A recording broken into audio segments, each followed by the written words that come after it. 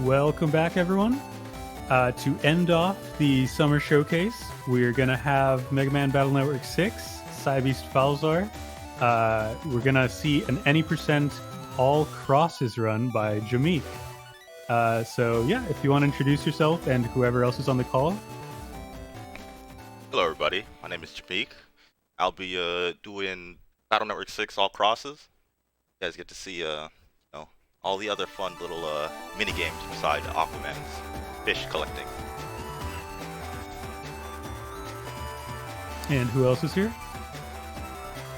Hello, I am Dallas EXE, here to join everyone and ask a bunch of questions because I'm not that familiar with BN6. Don't worry about it.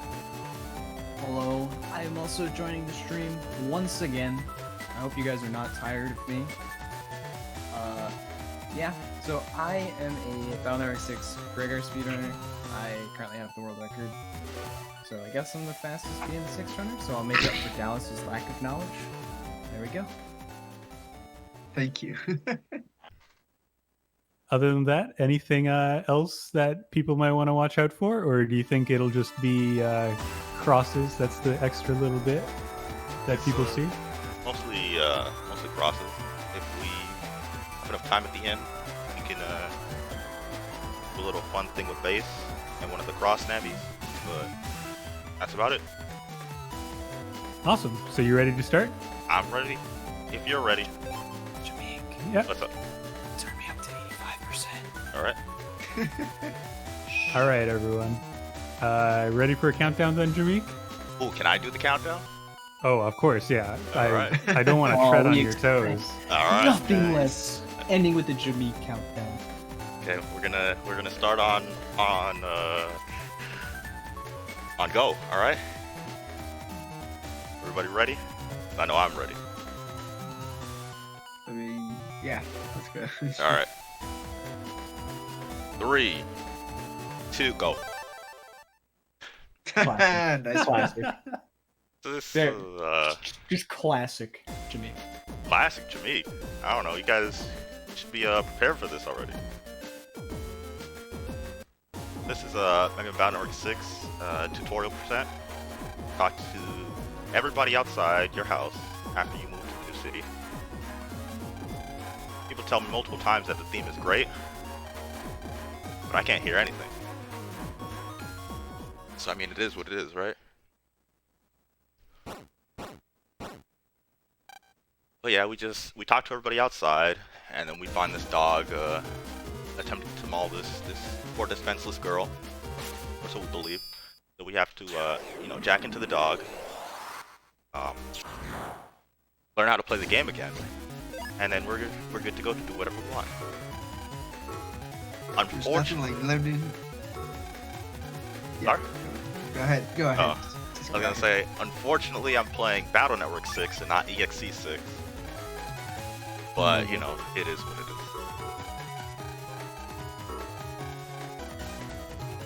I was gonna say, so if we can do anything we want, does that mean you can go fight Bowser like right now? I mean, Right after this? I could, but I need to do a bunch of other stuff before I can fight Bowser.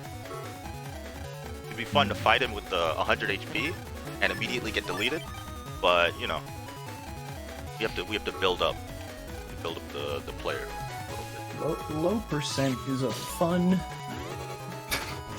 experience. Let's put it that way. Is it? No, it was not fun. I mean, it was not fun for you. I'm sure. I didn't do it on stream, so it was not fun for anyone.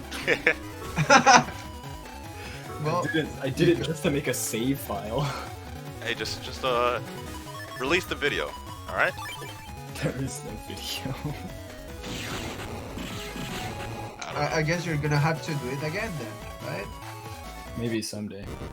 Someday. 20XX, baby. All right. You know what? Let's race it. Let's race it. Racing it. Dude, we're gonna be there all day. No one's gonna finish. No HP memories. No folder updates. Nothing like that, right? Yeah. No Lotto codes. No Regmems. No heat cross. Let's not get ahead of ourselves. That is forced into the game. What? Honestly, Spout Cross at that, like, those, like, low buster stats is probably better. Oh, alright, no. I was gonna go get another cross, but I guess we're just using Aqua, right? Oh, I hate this encounter. And I can't even finish it. Yeah, I see what you're doing here, game. This is the classic BN6 experience. There's a door coming up that he needs to have a reflector 1 before he can pass through it. So he needs to get the 2 and 3 chance from this fight to get the guard or the Metar drop table. And of course, as one always expects, he will now have to stand in front of the door, praying for another encounter to get a reflector. Hey, it's the best part, man. Best part. Game loves me. Look at these mini bombs, though. It was all RNG money for this GMD. These counter hits with mini bombs. Jameike is a god. Okay. We got the reflector. We can now open this door. I did get the Zenny, so that means I can buy the HP memory here. Why not? That's not the play. We'll go. What are you talking about? Now I have a 100% run chance. I also might get another encounter here because that was fairly early. Yeah.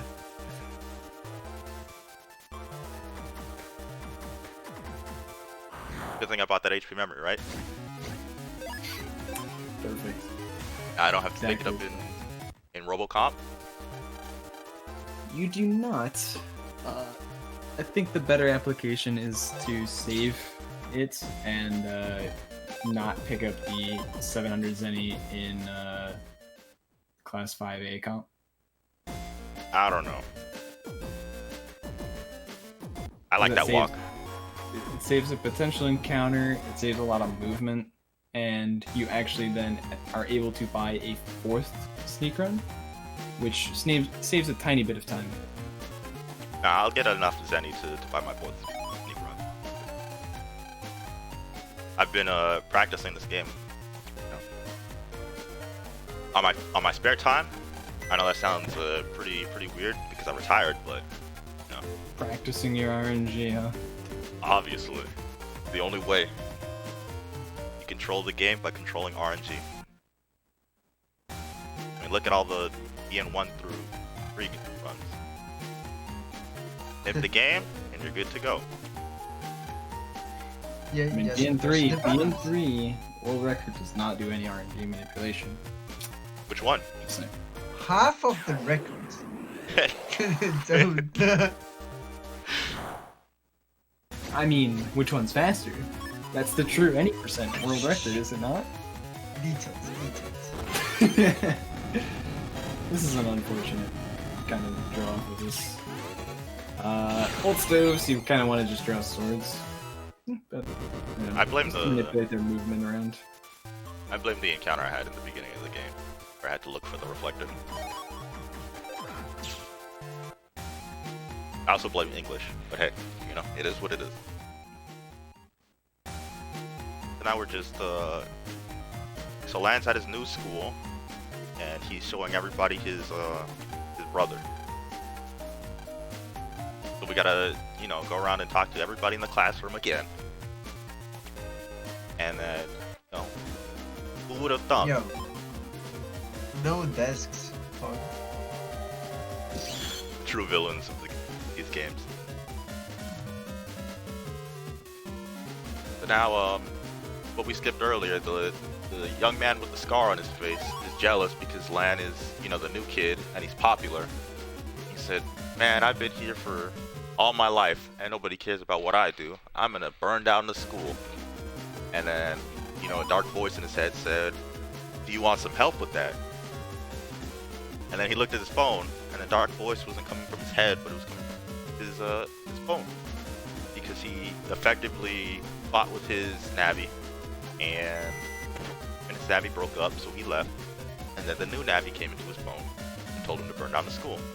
So now we have to go save the school by deleting that Navi that's causing the whole fires. Not what we all did as a child, burn down the schools. Or Yeah, wanted to. At what? least.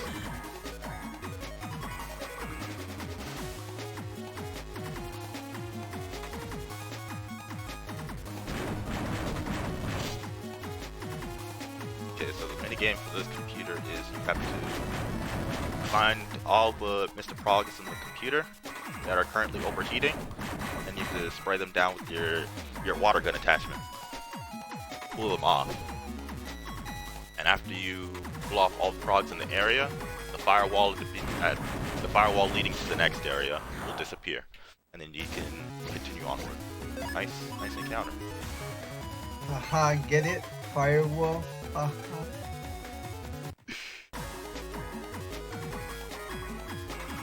Well, I bought that 8 memory. I can run from these fights. I mean, it's not like the fights were difficult or anything. They're just kind of there. They're just low. It's just faster to not do the fights. Exactly. Aren't the fights like something ridiculous like 12 seconds? You complete them almost immediately. Yeah, we're gonna get the fire chip anyway, so... 'Cause, you know, who gets reflector or any useful thing, right? I know I don't. That's my track record. This game. Well, you know, it'd be sweet if I got Mach Gun A here, or another reflector. You can have the fire chip here. Hooray! What was it?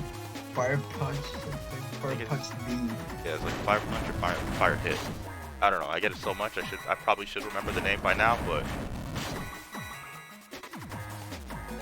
it's just like I don't know. Very spiteful. I mean, to be fair, you get the chip a lot in Japanese, so... No HP memory in Comp 1? No, because I had to look for Reflector 1A. In Central 1, I got an extra 1000 Zenny, and I just bought the HP memory there.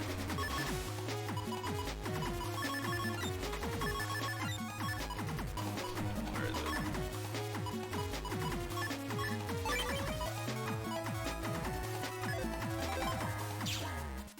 So, I mean, I could have picked it up. Probably should have picked it up. But, no. Who needs extra health?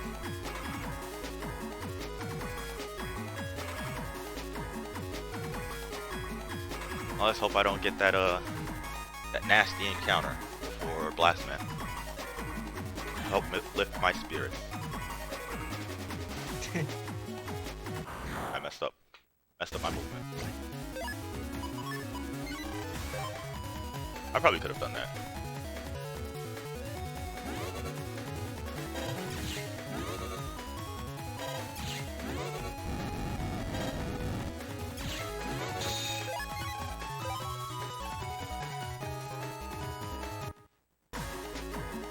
See, this is what happens when you use a GameCube controller for Overworld. Oh wow. You know, I'm loving all these fights so far.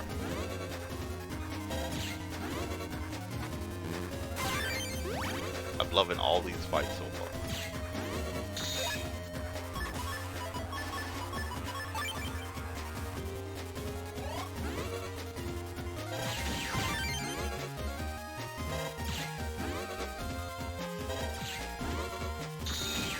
Oh, I thought he was going in attack. Oh, sweet, look what I drew. Yo, just in time. Am I right?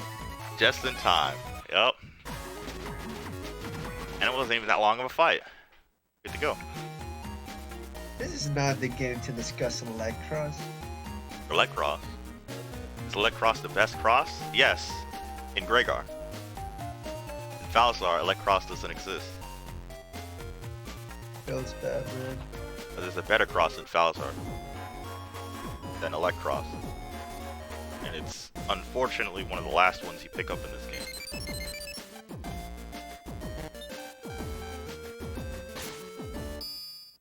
So you're just gonna leave us waiting until we get the actual cross? Yeah, I am. Okay. I will. Don't worry. I can't spoil anything. Frost is that good. I'll just shred through my enemies. Go. Now I only need. I don't know how much Zenny I need. I'm terrible at math. I just know I need a large amount to buy 4 of them for Aquaman scenario. He indeed needs money.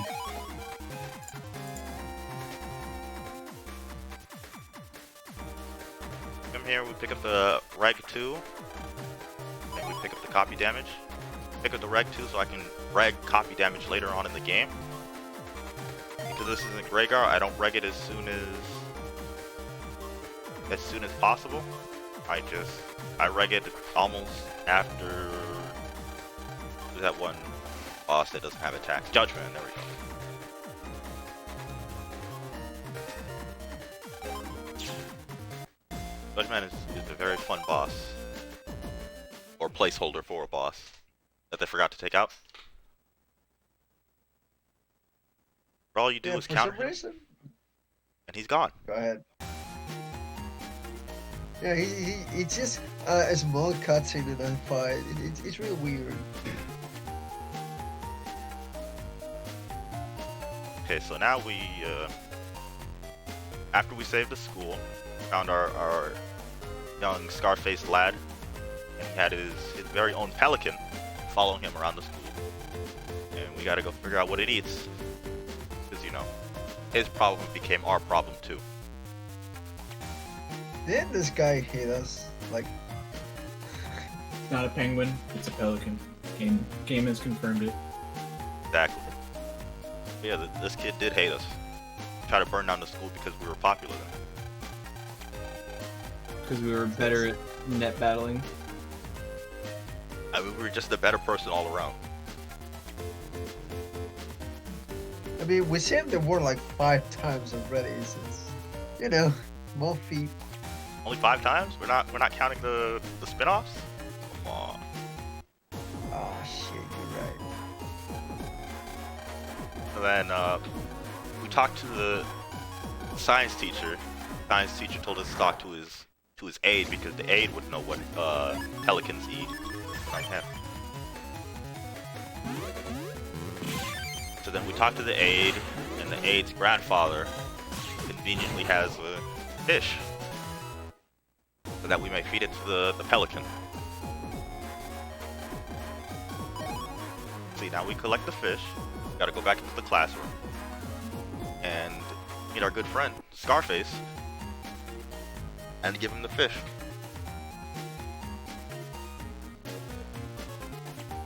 Oops. Today is not my day with this analog stick. We're not even to Dolphins game. Yeah, you're already messing it up. Jameike is somehow... I don't understand it. He does movement in a battle narrative game with an analog stick.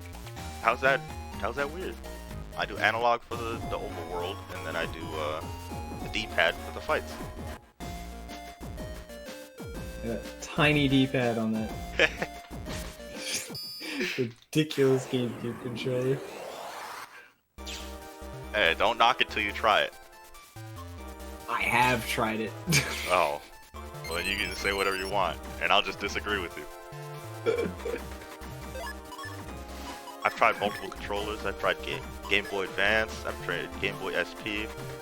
I've tried Wii. I've tried SNES. But none of them just feel right, you know? GameCube controller feels right. May I recommend keyboard? Keyboard? Oh, keyboard was nice too. It cramped my hand something fierce, but keyboard was nice. think my first PB was keyboard. Something around 3 hours and 58 minutes. Glorious. 3 hours, 58 minutes, you said? Yeah, something like that.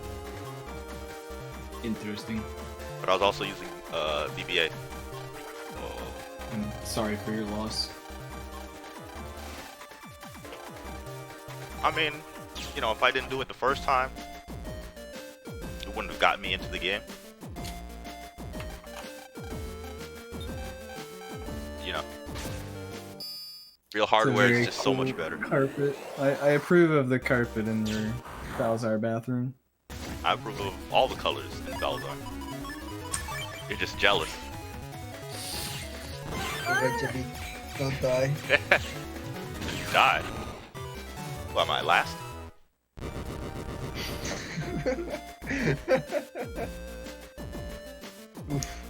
Only in randos. So we had to jack into the toilet there to get the plunger to help that one light blue nabby do his job, because the red nabby over there had a little accident and he has to clean it up. Why he needs a plunger to clean up a spill, I don't know. But hey, it's not my job.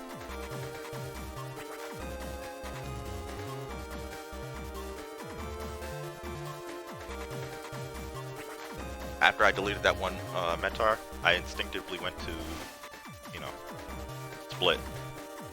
But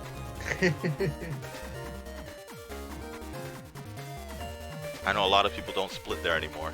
They said it's unnecessary and dumb. But I'll never get rid of it.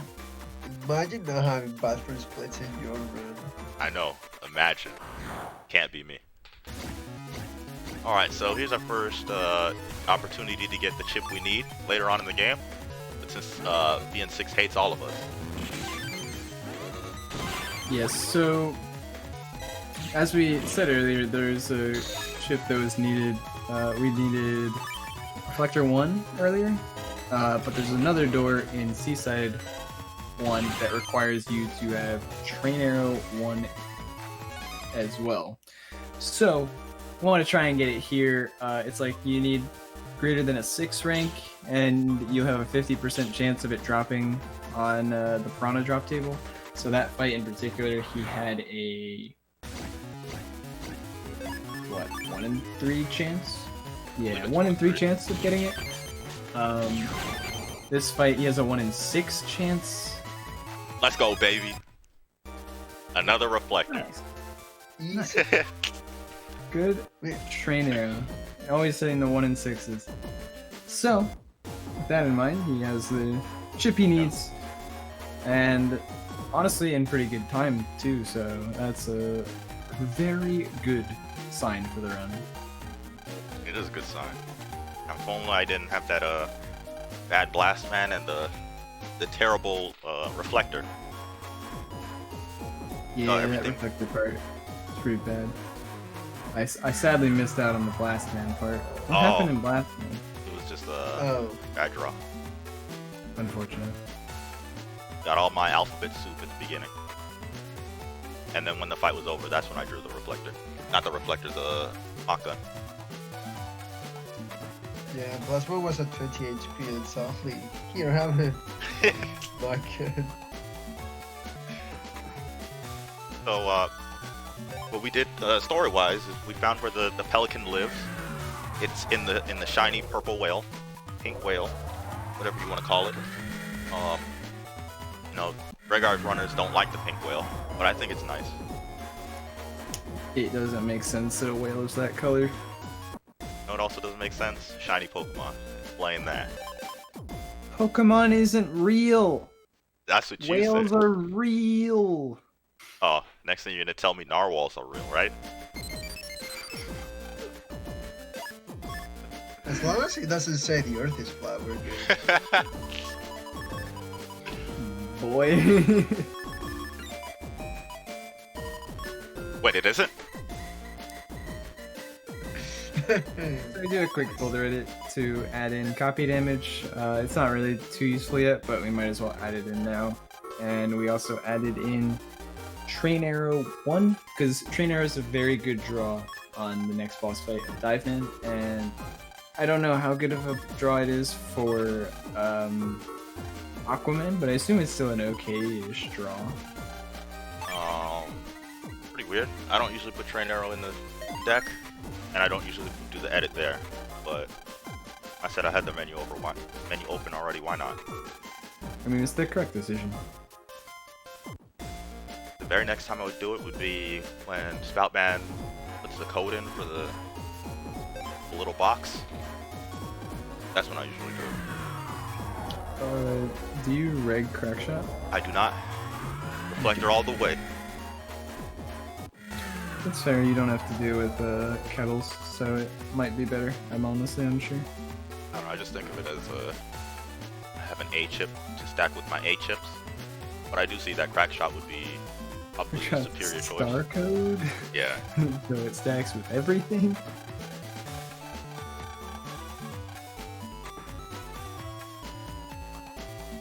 So what happened yesterday was the whale was closed, so we had to come back the next day, and you know it's open now. So since we brought the Pelican back, they gave us a free admission to check out the aquarium. And just like BN3, you have to talk to every little thing to learn about the aminals, so the bad guy can show up. Except the jellyfish. You don't care about the jellyfish. Wait, really? Yeah. You inspect nothing regarding the jellyfish. Alright, now I know. I can take that out. I mean, I can stop talking to it. You didn't talk to the jellyfish, Jameike. I didn't? Oh, dang. Troll.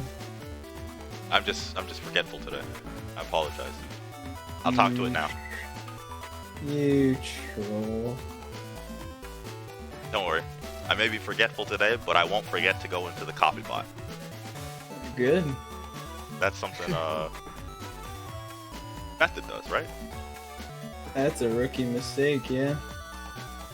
And no one has ever done that, right, Rish? Absolutely. No one has ever done that. So, as you can see, we were about to leave, mind our own business, and then all the animals came loose. All the sea creatures. You know, they're plotting world domination. And who am I to stop them?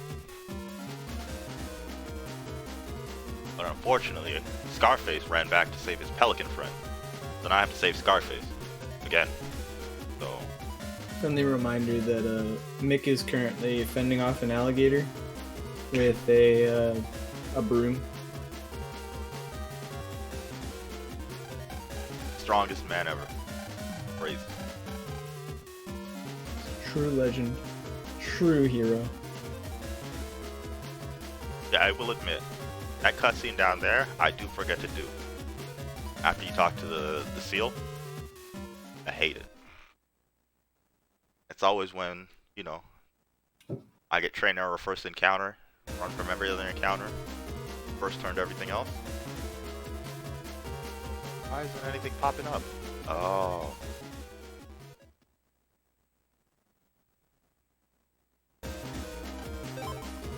Alright, now we jump in the cockpit. And then we get to go, you know, do the best dungeon in the game. And fight the best boss in the game.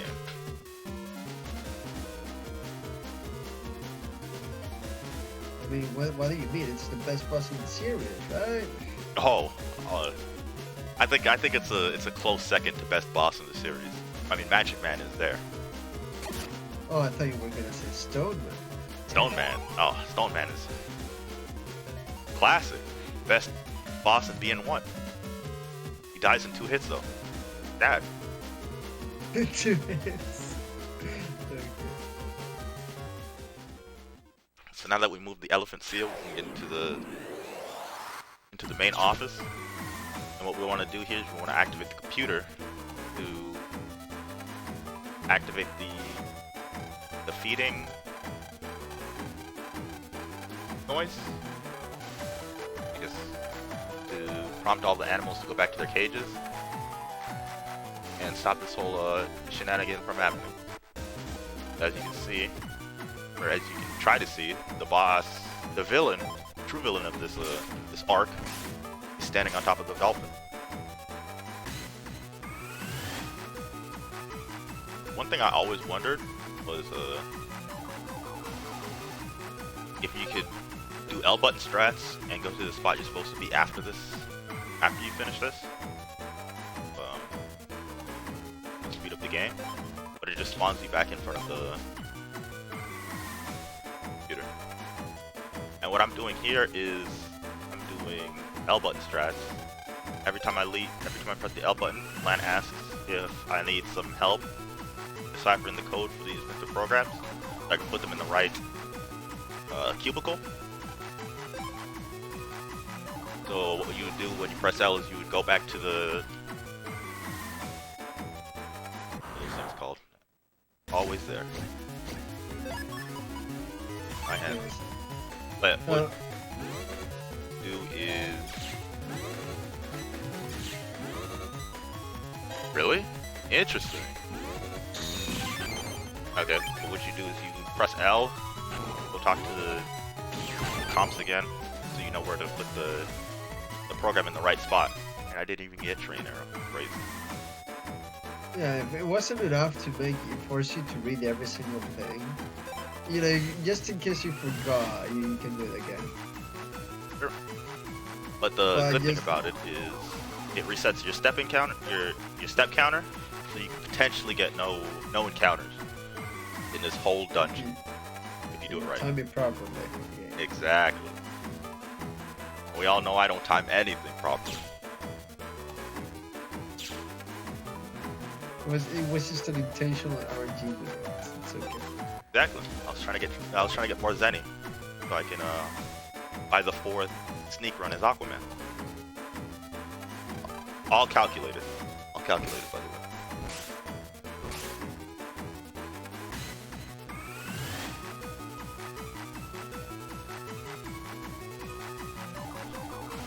So now we pray that we don't get eaten by a shark, and then we're good to go. Hope everybody's enjoying the best dungeon, by the way. The puzzle's solid, the music's solid, and the boss. Ooh, once we get to the boss, you'll love him. He attacks whenever he wants. He hides underwater for half the fight. More than half the Aren't fight, the actually. torpedoes great? Yeah, the torpedoes are Torpedoes better. are the best. Yeah. Miss half your shots. If you counter hit him, a random torpedo's gonna come and hit you.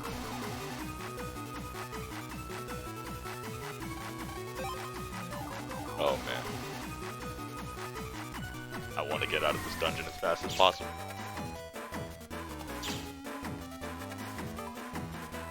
I thought you were having fun. I am having fun. It's like once I get out of this dungeon, then the game really begins. And then you guys will be able to see the difference between Rhaegar and Falzar, and why Falzar is the better version of Run.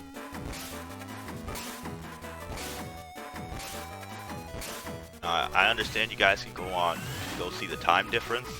Rhaegar, you know, may be the faster game, but Falzar is the one you have fun with. Wait, you have fun with games? What? You don't? I thought that was the point of a game. Have fun.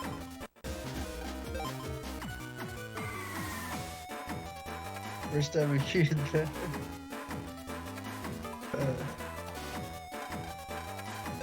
Alright, so we're almost done with this small stretch of extra nonsense. Collecting these programs.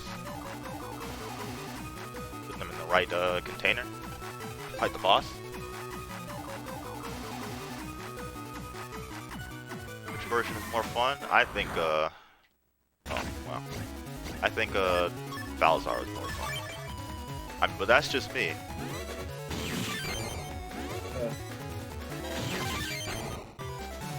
Get another train arrow.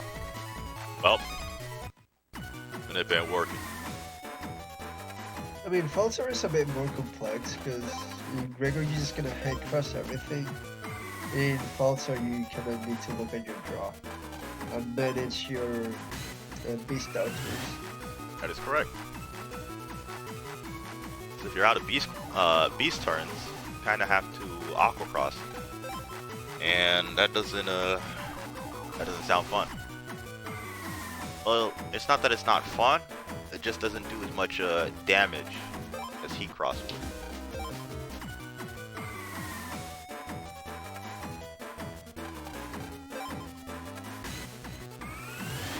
I think heat cross does like what, 140? While aqua does 70.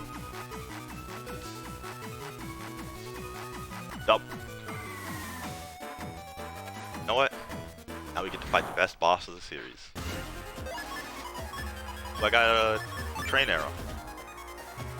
Crazy.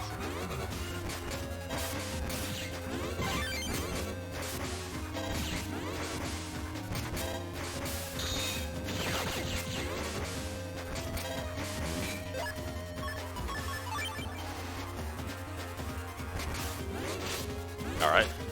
Fine.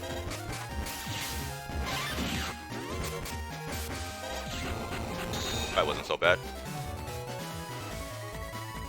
I mean, I did get hit out of the sword animation, but that wasn't so bad. I still got the counter. Dive Band's a pushover. Nice. Worst boss ever.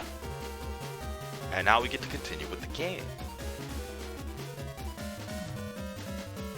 I mean, now we get to actually play the game. I think Dive Band is the heavy reset point for the N6. Well, one of the heavy reset points. Because after you get past the first reset point, you have the second reset point, which is a train arrow.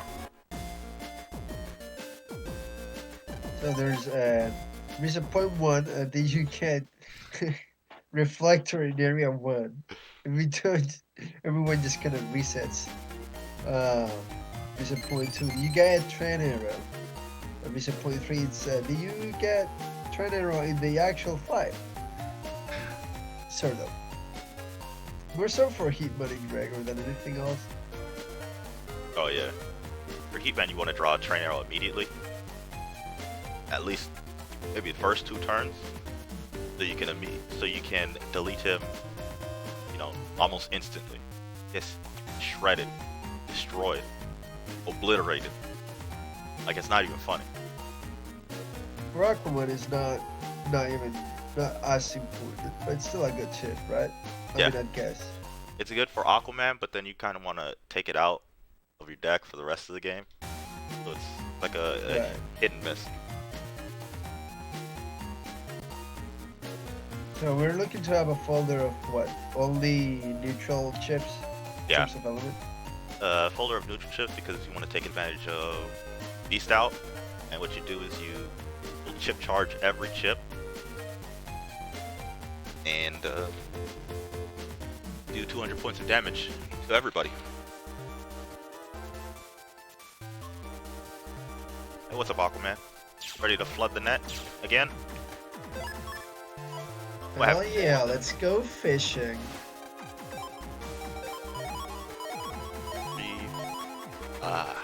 And I have enough Zenny to use a sneaker in here.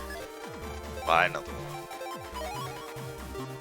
Unfortunately for Aquaman, as you'll see soon enough, for his little test, you're going to have to swim on the internet and collect some fish. But unfortunately for that, is while you're swimming to collect the fish, your sneak run also continues counting. So you'll run out of your steps way before you finish collecting the fish. And here's the door we needed train arrow 1 for. First cross of the run. Best cross of the run too. It's definitely a very good one for Bowser. For any percentage. For all crosses. Ooh. Ooh, baby. Not the best one. I can't wait. Unfortunately, we'll see it an hour in.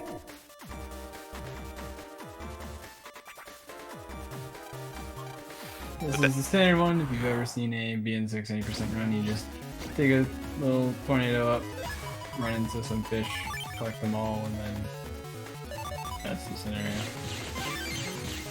Unfortunately, I wish it was a little more. But you know, it is what it is.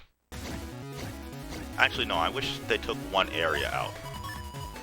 And then I honestly say the scenario would be fine. But having to do 3 areas is kind of a lot. That's a fair point. For He-Man, don't you? I mean, you do three areas, but it's 1 fight each. 4 fights.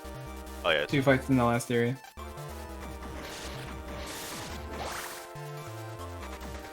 And then we gotta collect the fish, and we can miss him again. Don't forget that. That boy was zigzagging. Was. Every time he zigzagged, Aquaman high-fived him. Or Fin-fived him.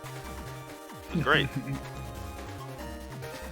Happens all the time. Wonder if I can get the legendary counter here. Nope, didn't get it this time. Unfortunate. Oh, it's like a 3% if you're getting an encounter there. Jeez. Oh, it's happened. Just like how when I'm not using Sneak Run, I can get 3 encounters before I get into Seaside. It's like 2 in Central and then 2 in Central 2 and then 1 in Central 3. It's honestly lovely.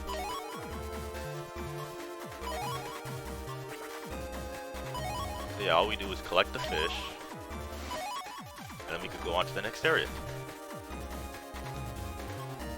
But yeah, there's so much walking involved with this, and you can get encounters while moving in between areas, which is why I think if they just kept it to 2 areas, it would have been fine. Yeah, it does seem this scenario alone is why the Gregor 80% run is effectively just faster than Bowser. Like compared to kettles are boring in terms of like the actual mechanic. It's just hit things with fire damage, which is, like I said, kind of boring. But in terms of time, this scenario is just so much longer.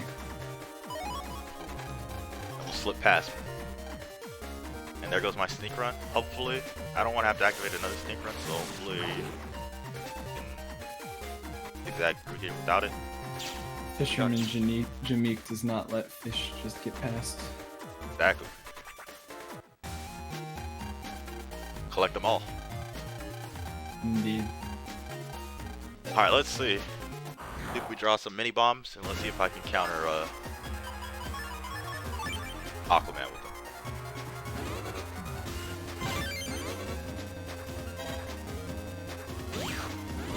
Oh. Yeah, let me not move forward there, because I've seen some stuff. See, the hitbox is chilling. Really gonna play this game? Did you just stop him from moving? Yeah, if you stand in the panel. It's pretty sick. And we're done. It's a good fight. Easy fight. Nice counter windows. But that was... I mean, it was definitely a nice fight. It's no crack shot into Train Arrow to instantly delete Heatman. It's definitely a nice fight. If I get something like that on Aquaman, you'll be the first to know. That'd be pretty sick. Do some Alexor shenanigans. Alexor? That's slow. Is it though? To go out of your way to get Alexor, and then you have to potentially draw it. I mean, depends how much faster it makes the fight, you know? Just It also try can be it. used on Dive. It can be used on Dive Man too. That is also true. It's fine. Look, you just put it in slot 4, and you just draw it. Easy. In terms of all crosses, they have not really been routed / done between Gregor and Falzar, so there's no good comparison to say which one is faster overall. And I don't know. I don't have the best knowledge of the Falzar cross scenario timings, so I don't even have a good comparison in my mind to say which one I would argue is faster. Okay. All I got know you. is that. Go ahead. All right. Tengu is about 4 minutes. Tomahawk is about 4 minutes. Ground is about 4 minutes. And Dust is about 10 minutes. 10 minutes? Yes. Dust is the longest one. Jeez. So I think Electros is a really fast scenario. It's like a total of 3 minutes. Slash I know is relatively slow. Like it's kind of slow. Probably like 5-6 minutes. It's maybe even less. Honestly, I would have to check. Erase isn't that bad if you're just good at it. And charge is probably like 7 minutes. So honestly, I think they're probably comparable, and Gregor would again win out.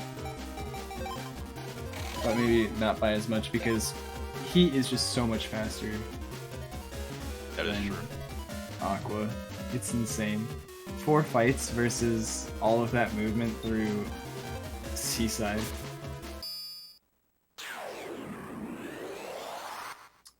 Alright, I got all the codes. We're good to go. Yes, he just finished all the Lotto codes. For those that aren't aware, you put in usually 4, maybe 5 Lotto codes in Jameike's case. Actually, no, because you can't do Haku Shaku. This is the English version. So you put in 4 Lotto codes. The ones that he got are M Boomer and LM Trap, 2 pretty strong chips. M Boomer is pretty good, not as good on boss fights as it would be in Gregor due to its synergy with Heat Cross. But LM Trap is also another decent tool. It's a null element star-coded chip, which is pretty strong. And then he gets 2 Navicos programs, HP plus 400, which means his max HP is now 520 at the moment. And he gets Buster Pack, which sets all of his Buster stats to 4.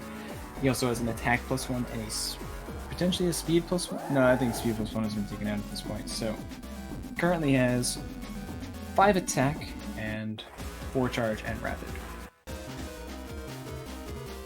Shout out to the English version of the game. Every time you see the side beast on the screen, it shakes the screen. English only, don't worry. Also, So overall, Jameike is very strong at this point in the run.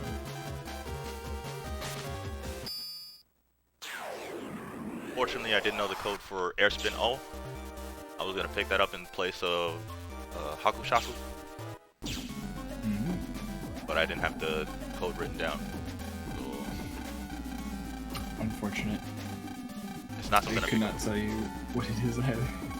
I know it's like 7177977, something like that. A lot of A sevens. lot of sevens.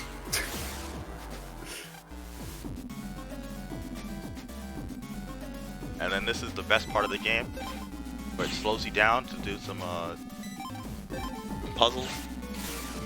Yep. Evil Spirits. It's basically just a nice puzzle minigame. You have access to 4 weapons, which have different ranges. The dagger has a range of 1 tile in front of you. The longsword has a range of 2 tiles in front of you.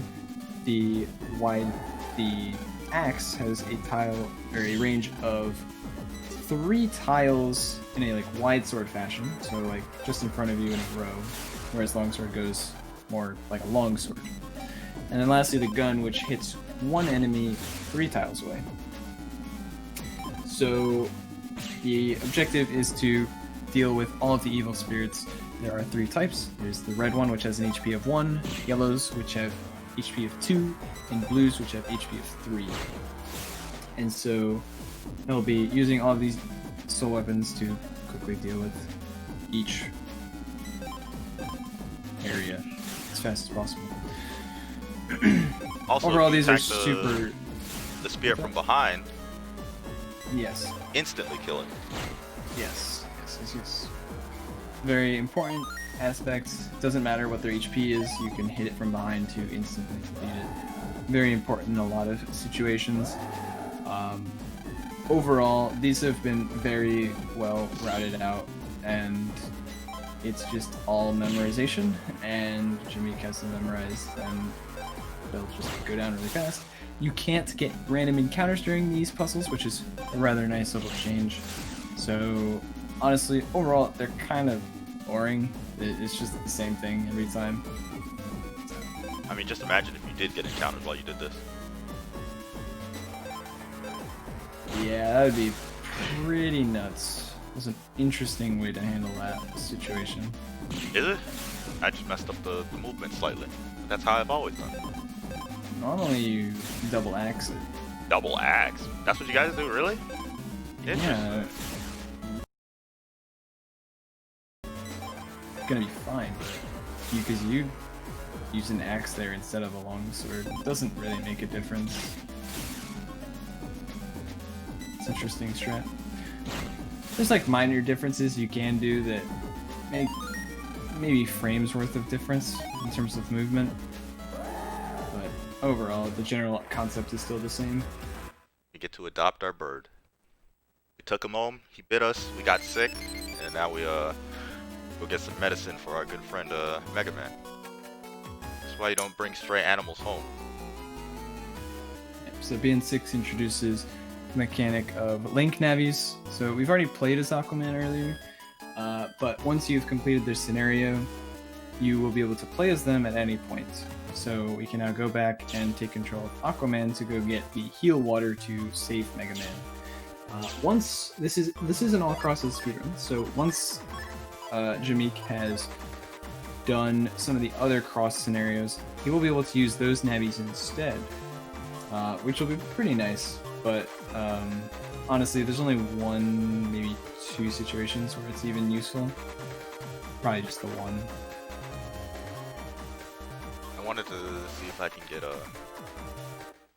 a different navi to the Undernet, but Aquaman and Heatman, they're right there. Everybody else would have to walk maybe 3-4 panels with potential viruses. Wait, Undernet? You mean when you're Undernet, saving Mix Navi? Not Undernet, I mean Graveyard. The post game area? I thought Graveyard was where you got Mega Man. After he berserked I the see. third time. You're talking about the underground. I see. Yeah, that one. Yeah. Yeah, unfortunately, Heatman and Aquaman are just the best there because, like you said, they're just positioned best. That's honestly what it comes down to is positioning. At best, sometimes fight capability comes in handy. But like for example, with the underground, if you had some strat that you could use to deal with F Beast or G Beast really fast with one particular boss, it might be worthwhile to use them instead of Heatman or Aquaman, but overall I think there's really no reason not to just use Heatman/Aquaman in an all crosses run for the underground part. And during the Undernet part where you get stuck in Undernet 1 after Sky Gauntlets, it's best to use either Pelican or Tomahawk Man if you have access to them. And we will be using Tomahawk Man for that one. Yeah. Tomahawk Man is the Falzar version that you get in Sky area. Tomahawk Man also says some interesting stuff to tell you which version of BN5 is the right version. It's crazy. Tomahawk Man is a true MVP. I A will very say, good Navi. one thing I Almost don't makes like. Falzar worth it. Almost? Nah, disagree.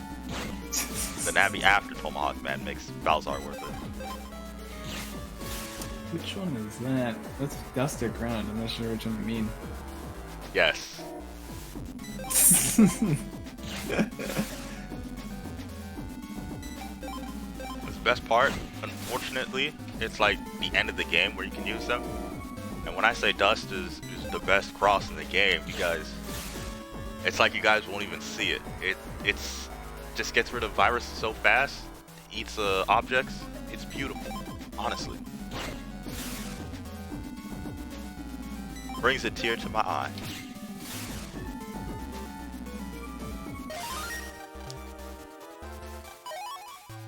Alright, so now we just have to do one more soul weapon puzzle, and then we're good to play the game for another 45 minutes without seeing it. Yeah. This is the 6th soul weapons puzzle. We will see it once, twice more technically, near the end of the run. After all crosses, I believe, have been acquired. Potentially, maybe not.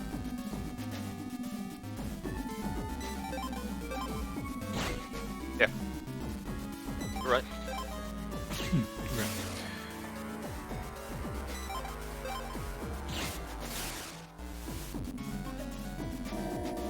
Cut them up down here. So Rish, if you weren't you were able to use any cross you wanted for a speed run, which cross would it be? Is that a question? Yeah. I already do it. I just run BN6 Gregar any percent. So you would just run Heat Cross if you were able Correct. to choose any of the other crosses. Okay. Alright. Is it because it's fast, or is it because it's Because it's red? fast and it's red, so it just works out perfectly. Imagine ignoring Electros. Electros just loses time. It's sad to say. Can't Nice believe you gave up on a Electros that easily. Thank you, thank you. You up on it? I tried. Sounds like you didn't try hard enough. Don't worry. Some things just aren't meant to be, I'm afraid. I see your time, and I think Electros can get it. I believe in myself. I believe in Electros, and I believe in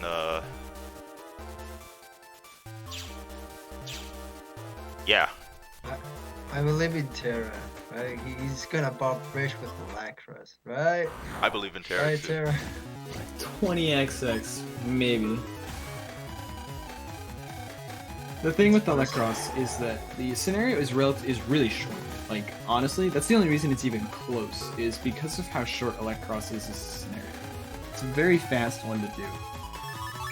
Honestly, it takes 3 minutes, and you save like 2 minutes back almost immediately, right? With Using him as being a- able to use Aquaman instead of Heatman for the Undernet portion of the game.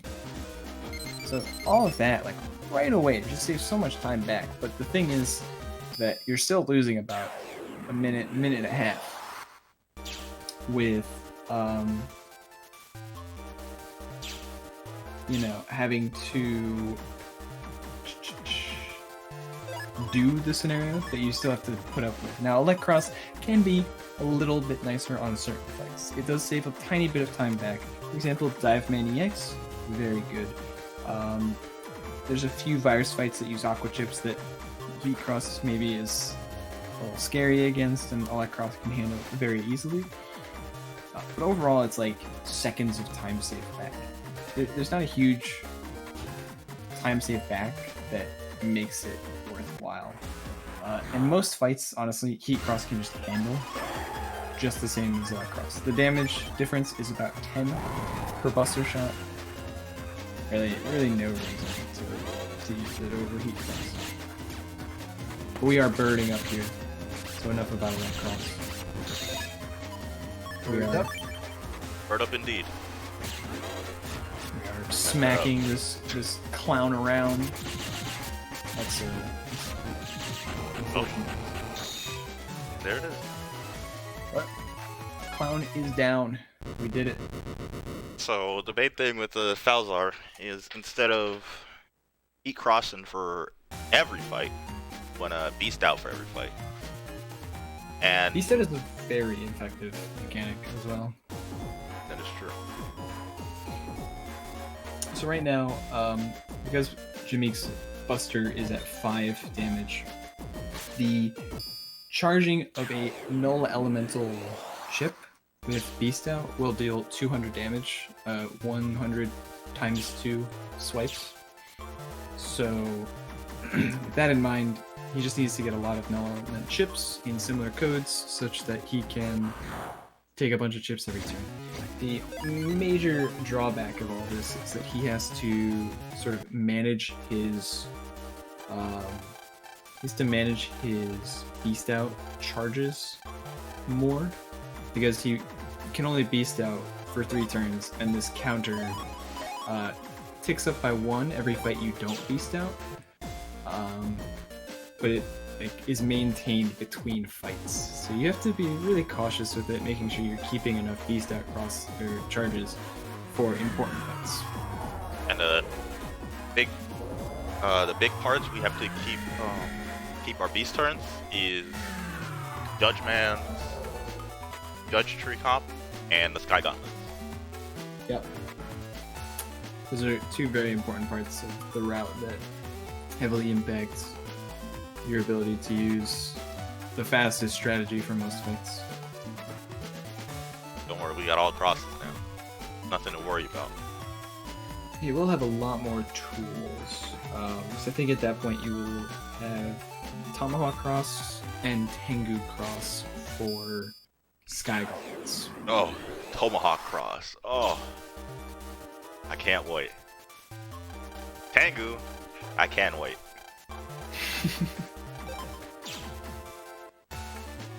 Tengu has this little trick where he can suck all the enemies to the front row. You press back and B, and I'm terrible at it. You'll see me fire my Buster a lot.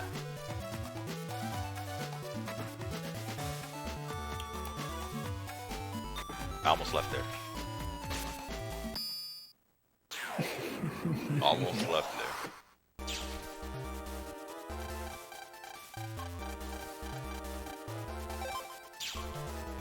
Alright. We had to jack into the fish stick comp, because that's where those 2 nabbies were hiding. Because it's a little game of hide and seek on the internet. And you know, how much we love those. But now that we found them, you just have to find the last spot where they are. They're in the security cameras in the computers, in the school's computers. And then we're able to go to the next area of the game. And I will argue that the colors in the next area are better than Greyguard's. We'll see. We'll see. With the new area, though, after a little bit of story-related stuff, you will be unlocking the next cross scenario, which is Tengu Cross. I believe you'll be doing that basically right away. Is that correct? Yep. I'll do it as soon as I pop off the judge tree. Did you talk to him 5 times? Oh. Crap. I think 2, I know 3, it. 1. 3, 1, 2. Yep. Yeah, I was thinking 2, 3, 1, 1, but that's the second one. That's correct. So there's 2 quizzes you have to do. This first quiz gives you absolutely nothing. It gives you a quiz book. If you read it, it's a key item. It basically just gives you a Lotto code. I don't even know what the Lotto code is. Probably not important. However, you do have to do 1 quiz to unlock the next quiz in the sequence. So the next quiz gets you something that is absolutely imperative to the Battle Networks experience. It's a very important Navi Cuts program. I'm sure a lot of you are already aware of what it does, but we'll save the surprise for later for those that don't. It crashes the game. Surprise. It can. It legitimately can crash the game. And so we Found our hooded figure friend over there. I'm not gonna spoil who it is, but I'm pretty sure everybody already knows who it is. Or everybody who played BN6. Pick this up because I'm tired of walking around it.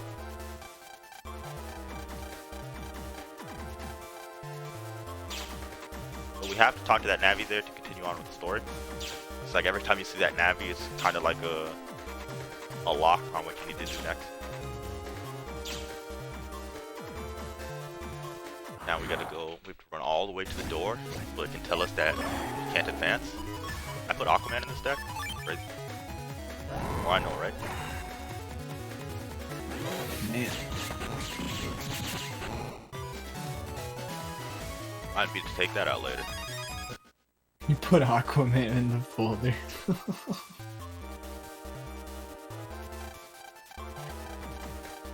It's clearly Mesa, guys. Clearly Mesa. Imagine Sharkman. Ooh, that probably could have been cool. I mean, it'd basically be like the anime, if you've seen that. There's an anime? Oh yeah. Why am I just yeah. learning about this? You should watch it, it's good. It's I mean- it's real good. Alright, now I don't believe you I anymore. don't know about good. It's actually not that bad. Like, it's not the best anime, but it's alright. It does like, give certain characters more, screen time. For example, Freud's son is actually a character, and not just, you know, a generic orange shirt kid. You're telling me And that Freud's... Freud's son is now the OSG that's in front of the radio station? Oh, Yes. goddamn game. Yeah. On top of this, Freud's son is actually Iceman's operator in the anime, rather than Freud himself. Okay. Mesa, Sal, Miyu all have a little bit bigger roles. A little bit? Yeah.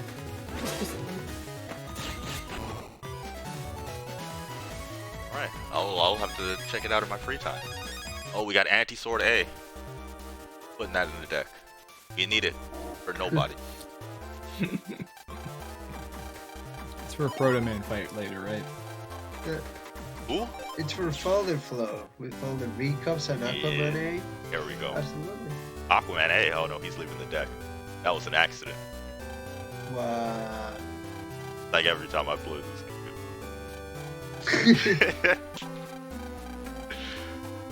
But yeah, this is where we talk to all five Navis, all five people in this room to learn about the judge tree.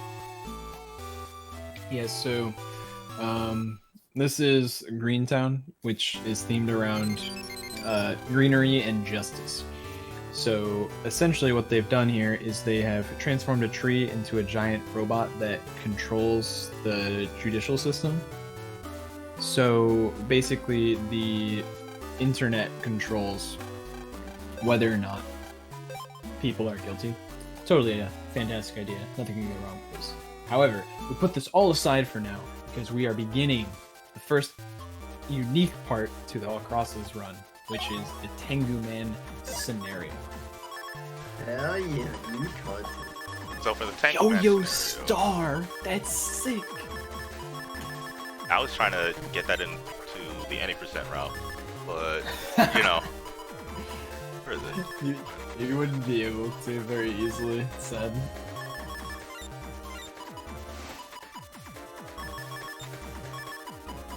So honestly, I'm not very familiar with the Falzar scenarios, so I don't know exactly what you have to do for some of these. I know a little bit about what you have to do for Tomahawk Man scenario, but I don't really know Tengu, Ground, or Dust too well.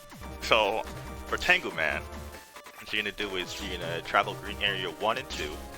What you have to do is you have to collect scrolls. I believe for the first one, oh I messed up there. For the first one, you have to collect 5 scrolls. And for the second one, you have to collect 4 scrolls. And what you see are crows on the screen. If you get touched by the crow, you lose all your scrolls and you have to start over. They're just chasing you down.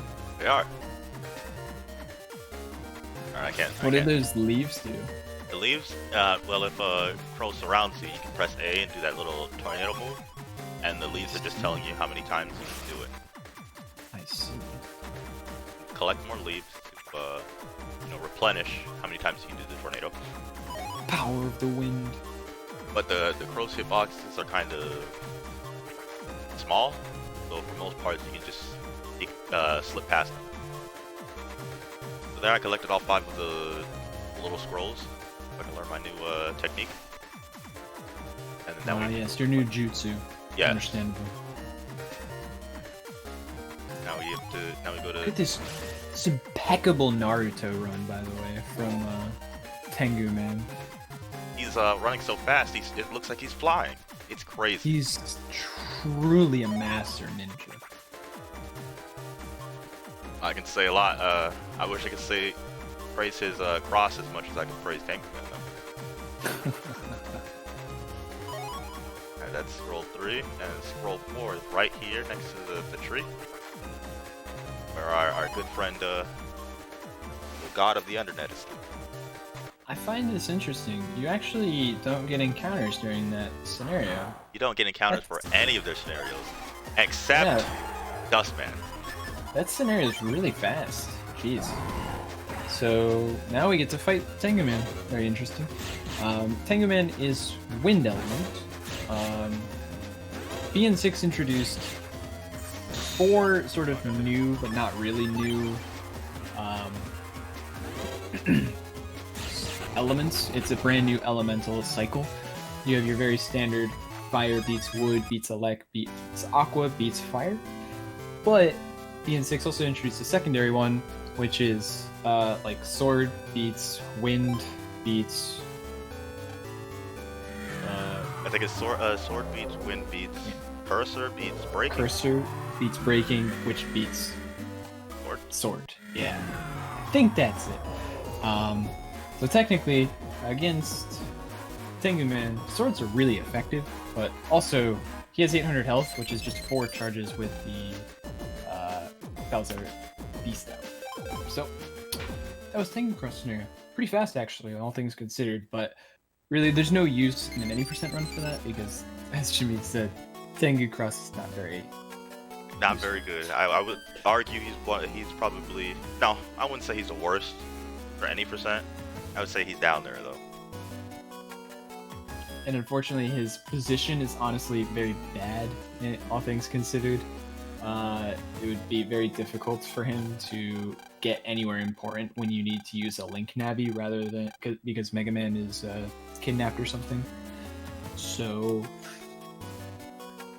overall, though, not a bad scenario to add some time. It was very fast. I don't think it's 4 minutes. I think it's slower than that, but I think that one is probably faster than Slash Cross felt, I guess. Slash Cross has a lot more stopping.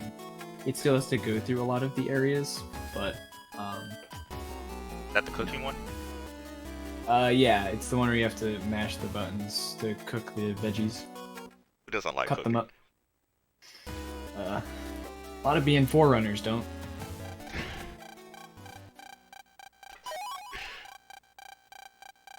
That was the best part of the game. Don't at me. But yeah, Tengu's is pretty fast. Tomahawks, I would say, is a little bit slower than Alex. And then ground is almost non-existent. Well, I mean, ground is there, but it's slow, but not really. And then dust. Dust is fun. Dust is like 8 minutes.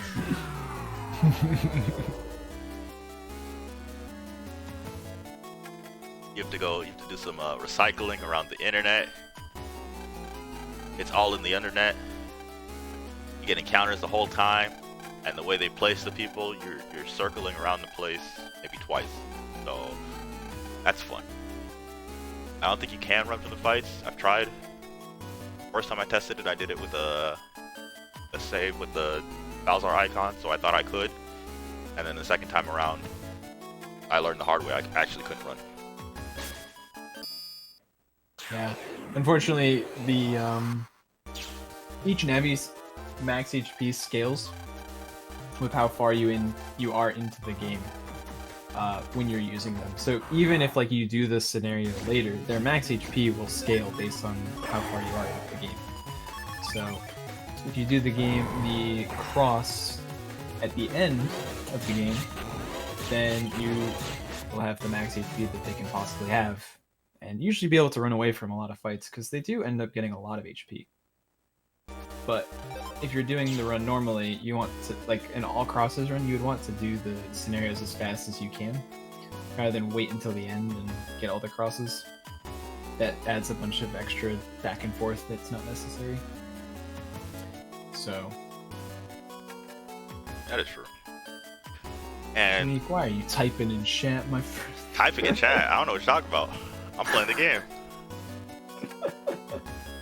As you can see, my hands are on my controller. I'm playing the game. Oh, god dang.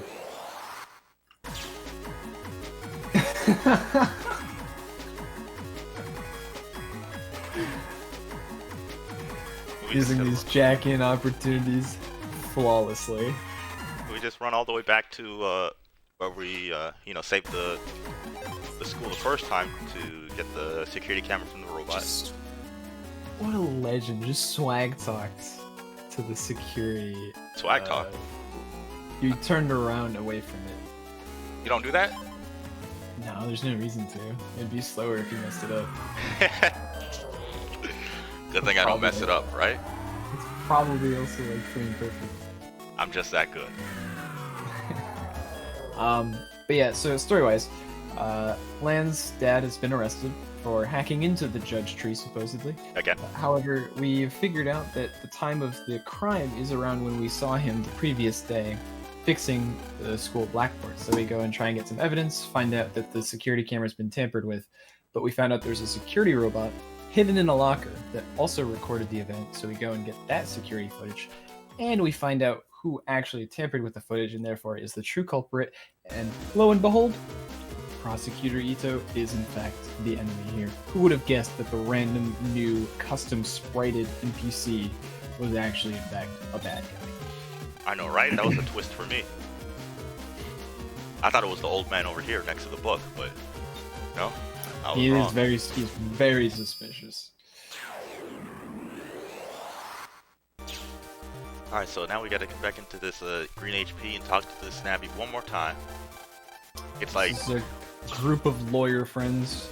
Basically, we forgot... We don't know the answer to a question, which is like, what law number is related to net Navi rights? 153 is the answer.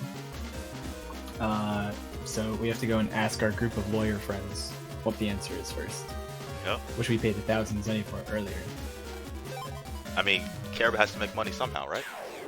True, it's true. So now we begin the judge tree comps, which are nice. Again, another little puzzle, but this one you will be getting random encounters during. The idea here is you step on a panel, it grows grass, and you are not allowed to step on the grass. So you cannot backtrack in these comps. That's all it is. You just have to figure out a path through that takes you onto each tile at most once. So overall, these comps have been routed very well, and they'll always be roughly the same. And Jameike will have to do a few fights. Ideally, it'll be one fight per area, but area 2 might be a little tighter on that. So because of that, normally he'll have to do probably 4 fights.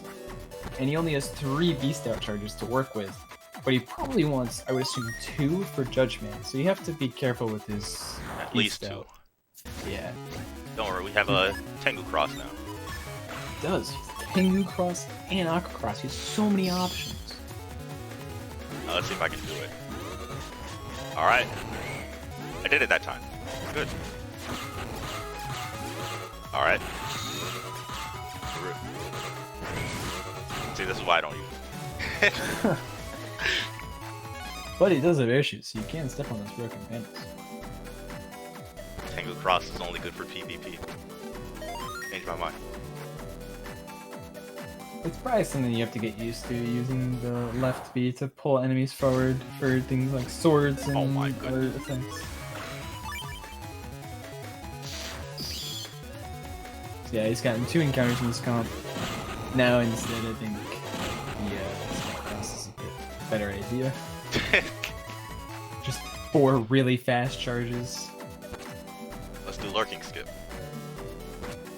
Lurking skip with you already having the encounter guy.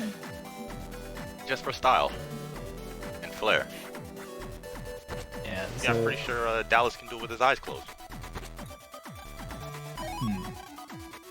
Where I pick up the other reg memory, or the reg up, so I can reg a copy damage. The gauntlet fight. It's actually really bad. There's a lot of encounters. I'm potentially getting the second encounter. Yeah, that was a pretty early one in this area.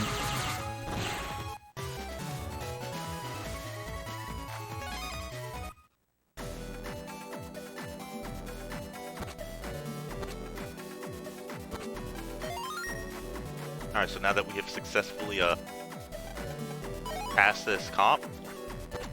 Ooh, I did get the second encounter. Good. Backtrack at the very end to speed up. Instead of walking around the whole area again, we just backtrack onto the tile there. Immediately go for the boss here. Ooh! Celine Dion's. Ooh, yo, nice draw. All 4 selectable chips. It's a very nice draw. This is the one zone. Just straight up. Oh, you. That was sick. Oh man. That was actually really cool. Going for a counter hit. What a legend. That's why I think Falzar bosses are fun. My favorite one is Element Man. Element Man is his counter windows are weird, but once you get it, it's great. So Yo-Yo is 50 damage normally. Yep. Plus It's a 30. null element, so it gets buffed by Beast Out. Beast Out. So it's dealing 80 damage. You had full synchro from the counter hit, so it's 160 damage. Times 3 because you hit 3 times with it if you're 3 tiles away. A nice, juicy 480 damage with one chip. It's up there with Vulcan 2 and Crack, double Crack. Yeah, those 2 are also really good for getting for getting counter hits into them. It's one of the things that I do like doing on what's his name, Dive Many X in Gregor. On 3, 2. So this is the second quiz we're talking about. This gives the Navico's program Slip Runner. Very, very useful. We now have copy damage rigged. So what Slip Runner does is it gives us the effect of auto run, which you might have seen if you watched the BN5 race earlier in the marathon yesterday. What it does is when Jameike is using Mega Man, he no longer has to hold the B button in order to run around. And because of this, the game uses that to determine if Lan is running or walking. But he's still moving at run speed. So because Jameike is not holding the B button, he's moving at run speed, but the game considers him to be walking, so his encounter rate or his step counter is increasing half as fast. So he's getting encounters half as often, which is incredibly good for the speedrun. Getting encounters way less frequently. On top of this, Slip Runner has the added effect that when you press the B button, you slip faster than run speed in the direction that you are already facing. So, with that in mind, you are able to go really fast in a lot of different places with your movement. It's super cool and really interesting movement comes out of it. And here, so what I want to do here is I want to pick up some rush food. The reason why I went into that building, triggered the cutscene, then left, is so I can start up my next cross test scenario with our good friend Tomahawk Man, back from BN5, the correct version. Yep, so once the Sky Gauntlets start, that's when you are now able to do Tomahawk Man or Pelican Man scenario. So with that in mind, you are able to do this now, and then you go forward with the Sky Gauntlets, which end up with you losing Mega Man briefly. And then once that's over, once that happens, you can use Tomahawk Man if you have already done the scenario like this. So for a Tomahawk Man scenario, what you want to do is you're going to see these 4 totems in 2 in Sky 2 and 2 in Sky 1. And what it wants you to do is it wants you to destroy as many of these totems as it tells you to. And then you can go on to the next, I guess, trial or test. And it's not too bad. I mean, while walking from totem to totem, you can get an encounter, which is lame. But, right there. But I believe this will be the only encounter I get.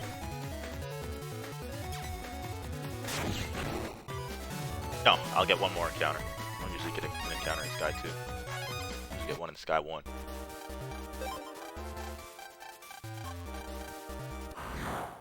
Interesting that they changed Tomahawk Man's signature attack from Tomahawk Swing to whatever the heck that was. Hey, don't worry, they changed his charge shot too.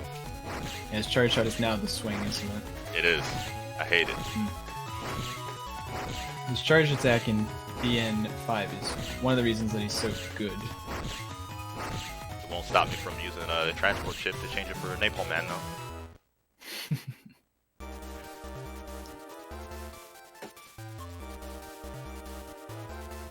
So here we go. The game frizz on stream. Yeah, gamer's gonna refresh the browser source. It's weird because it's like we still hear the audio fine, it's just playing paused. Interesting. So if you can... Cool. Just finished up the second totem, which I guess was missed, but... Yeah, I forgot about this minigame. It's actually kind of cool. Good to go. Good to go? Alright, Yeah. good luck.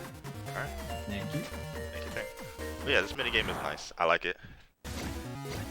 I would say Elect Man's is faster, but you know.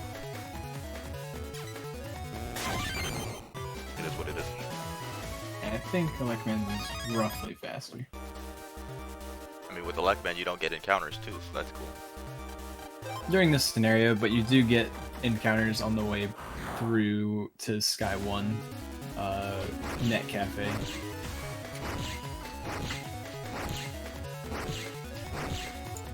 And I believe if I wait long enough, it's gonna spawn a special totem. Right here. Which is like a bird, and then the bird just clears out the area. And if you let the totem grow high enough, it attacks you. I don't know for how much damage, and I don't know if you can get deleted. Let's not find out, right? Assume you can get deleted based on the fact that you have health. I mean, but does it game over you? Probably just makes you retry it. That sounds slow. Yes, it would definitely be very slow. And here's the last totem. We have to do, I think 120, I believe. It's a lot.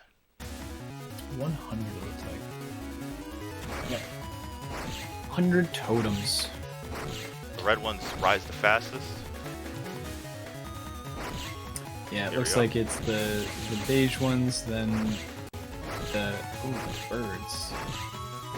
Yeah, if enough of the totems are on screen, it spawns the special one. Help clear out the area. Bird up indeed, my friends. Bird up. I didn't even see it that time. Don't. Me neither. Might have been like in the process of spawning.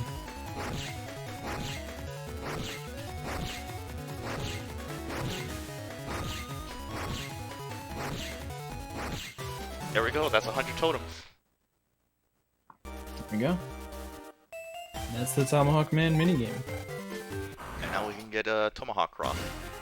I'll be honest with you guys, probably one of my least favorite fights in all crosses. Him and Dust Man are annoying.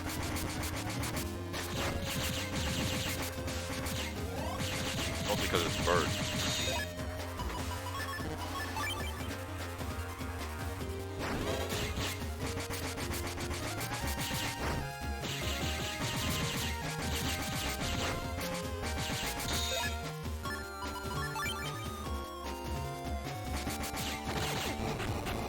And there we go. Tomahawk Man deleted and Tomahawk Cross acquired. So we're now up to 3 of the 5 required crosses. Won't really be seeing the next 2 for a little bit at this point. You have at least 2 bosses to fight? No. Yes. No. Yeah. It's one boss, but it's 2 Element scenarios. Man. Then you have to do the Moonstone scenario.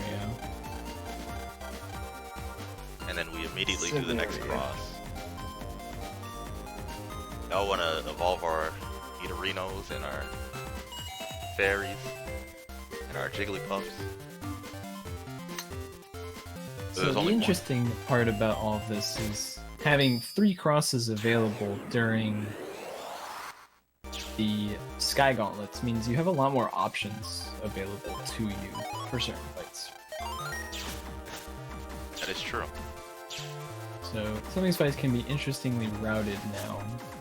Don't know how much different the routing can be, but I mean, it all depends if you draw Boomer or not. well, here you already just saw him using Slip Run to go pretty fast around through the areas.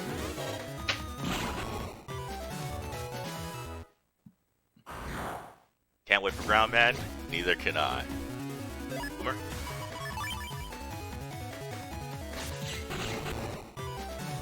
So for example, this fight would be very good with Elect Cross.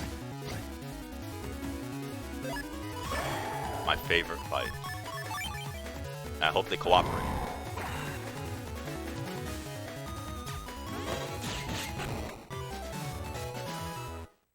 And they did. That one corn likes to shoot its seed in the spot I want to move to. I messed that up. Whatever.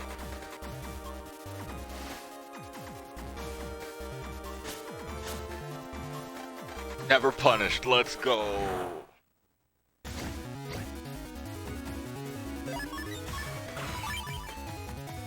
This one's nice. I like this. This looks like a nice Aqua Cross fight. Oop. Fired my shot too early. Uh-oh. Got punched. Uh-oh.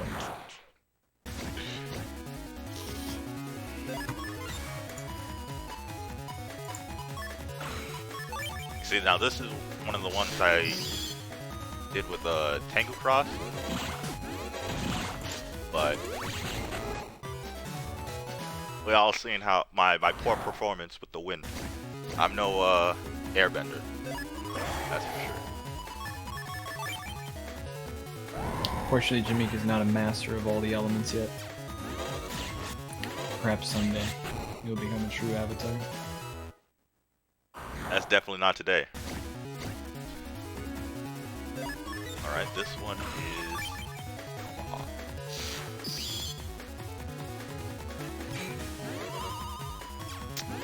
Oh yeah, I forgot how long this takes to charge.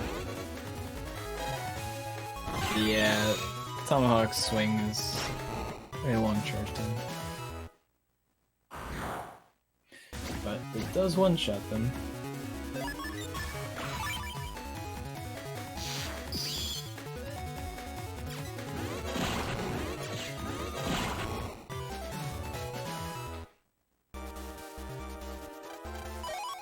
The plan there was to fully charge and then take them both out with the copy damage, but then, you know, I forgot. Just a little bit off the timing. Alright, We can't be statused. I don't know if we can be bubbled or not. I'm gonna go ahead and assume we can.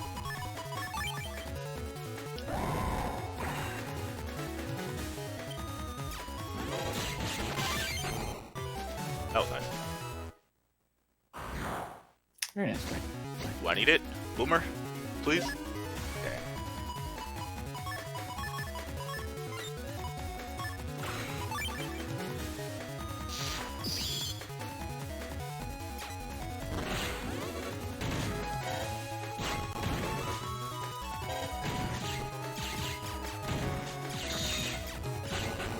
I did not know Pelican was also a status.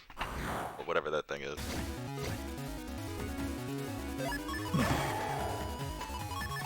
But now I know. Learn something new today, boys and girls.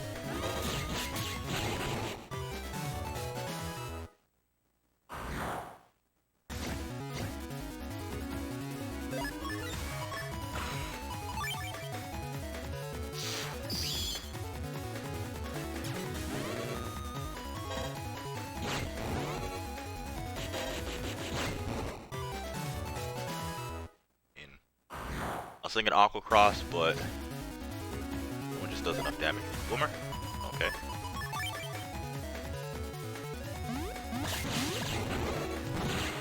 Thought I would get the counter hit on the Armadillo. It still worked out pretty well for a fight. Because Yo-Yo's just that good. It does seem really good. It's a shame that it requires you to enter that comp though. It is. Big Which shame. means you have to start the Slash Man or Tengu Man scenario, or you have to go out of your way to go over that area. Trust me, I wanted to go out of my way. It was either that or Vulcan 3A.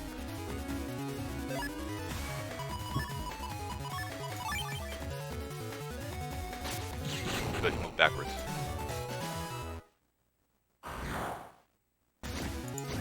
Boomer? I'm never drawing it when you want it, you know?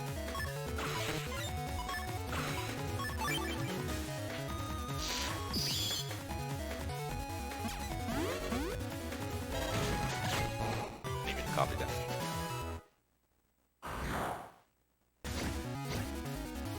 Boomer?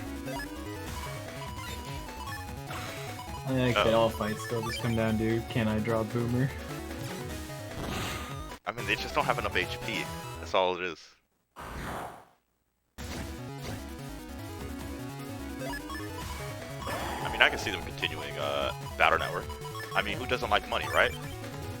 I think it's much more likely that we get a collection, or we get a new sub-series.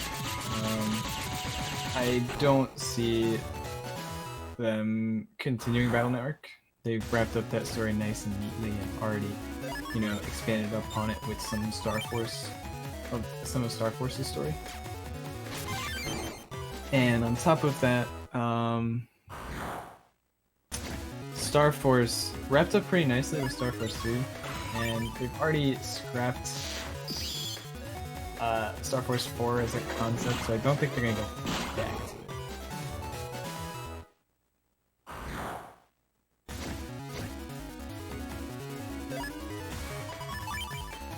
Guess what I drew?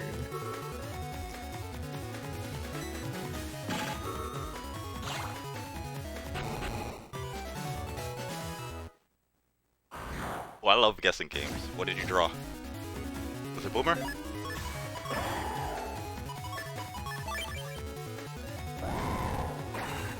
I still hate the fact that this is just, you know, if you draw Boomer or not. Yeah. Like, you have more options, but still they're just not strong enough to overpower some chip draws.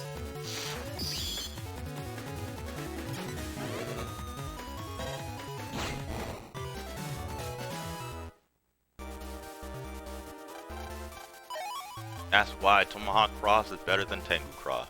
How many times did you see it in this run? Tomahawk did seem to have its uses, which is a nice little change of pace. Unfortunately, I can't use it in the Undernet gauntlet. in the fight I want to use it in. Because there's an old stove in that one. No encounters. Let's go. So now we were walking in the Undernet. We found our friend. He was just he was tired, so he was taking a nap in front of those statues. So, as the good friend we were, went up to him and said, "Hey, no, you gotta wake up. Your operator's looking for you." He was like, "Oh, thanks." And then after he left, conveniently, he got routed by some Undernet cultists who worship the beast within. And guess what beast we have within us, boys and girls? So now we have to get our good friend Tomahawk Man, the second in command from BN5, to save us once more. Yeah, so this is the nice little bit of time save from using Tomahawk Man, or in Gregor you would be using Elect Man. That you get back is you do not have to worry too much about going all the way back to ACDC, picking up Aquaman, running through not only Central 1, but then Sky Area 1 and all of Sky Area 2, and risking encounters the whole way. You just start off in Sky Area 2, you can't get any encounters, and you just have to worry about the Undernet one.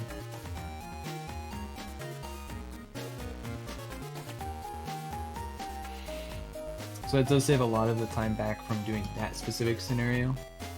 It's one of the few nice ones that give you some time save back. The others are not nearly as kind.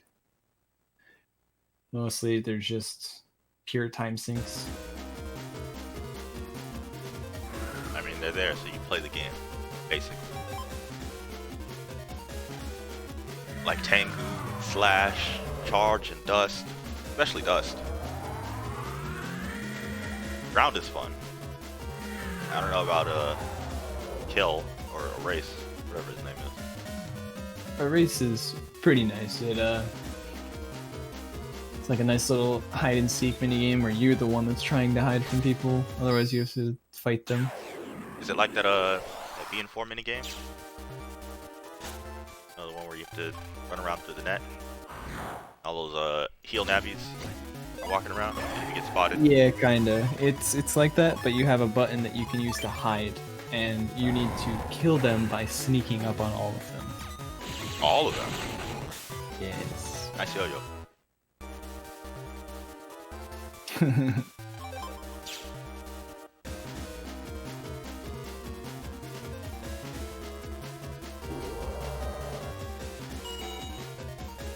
So now that we're equipped with 2 extra elements, I can now successfully master the elements that I was struggling with earlier.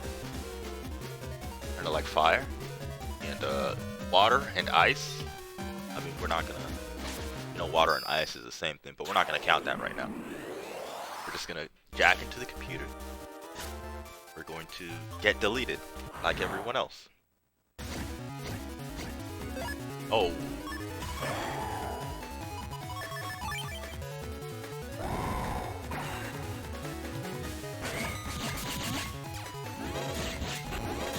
I could have just thrown them. I didn't know who else killing.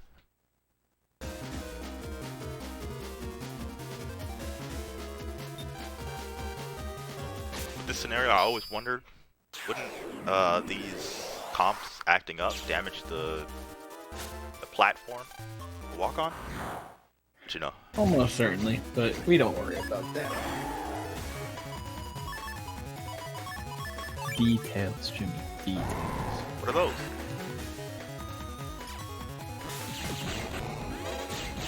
So one of the nice things about these is that you are kind of forced to jack out after each one.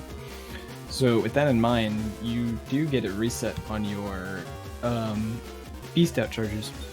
So you can just beast out freely on each of these and not have to worry about it. And the only one you wouldn't beast out it on is the fire one, because that one's a free Aquaman. Aquacross. Yeah, Aquacross is really good on this with, a But bunch of fire viruses. And Boomer can work if they choose to move nicely. They did. They all cooperated. With my fancy Buster bug, right? I busted him down from 10 to 5 to 0. Very nice, very nice.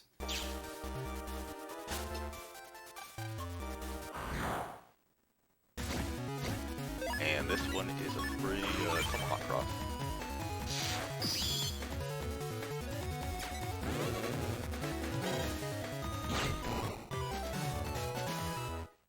Still faster than beasting. So I'd have to wait for them to stop. No, it's a pretty nice fight. It's not quite as fast as a heat cross would be, but... With your lingering Still hitbox? Huh? The lingering hitbox and how everybody can fly into it, right? 3 different hitboxes that they can move into is kinda nice. You know, just a little bit. Just a little bit.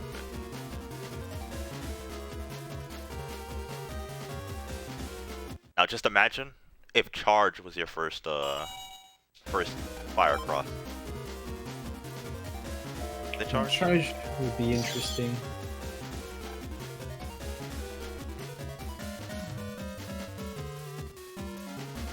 Alright, so what we have to do now is what we're going to do is gonna take down the staircase, see Mr. Weather, but for some reason the staircase blew up, so we find other means to get there. And by other means, he means jump across the gap on a floating platform that is, you know, thousands of feet in the air. Don't worry. Where you would plummet to your death. We had an umbrella. We had Yes. an umbrella. It's a very funny cutscene where Land's just floating with an umbrella.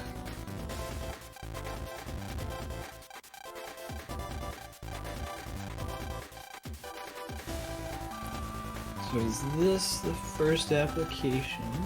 Alright, there we go.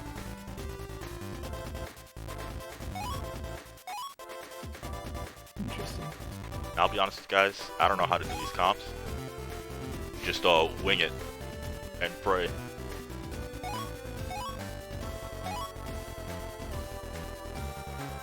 So do I have to you know, erase the tornado first, or can I just jack out and then erase the tornado? You have to erase the tornado first. You jack out, you lose the rainbow macaroni. Really? That's kind of lame. Yeah, so the purpose of this is there are 7 pieces of the rainbow macaroni that you need to assemble in order to gain the power of the rainbow. And with that, you can then use the Skittles to surround and overwhelm the typhoon viruses. Taste the rainbow.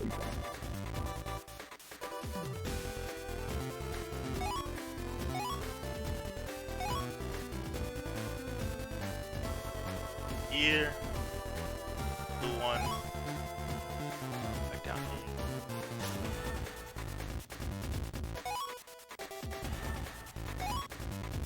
This isn't gonna be fun.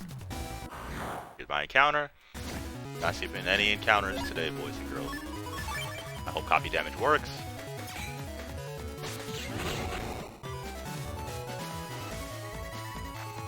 I was playing this in was it JP the other day. I would hit everybody with copy damage, but copy damage wouldn't register.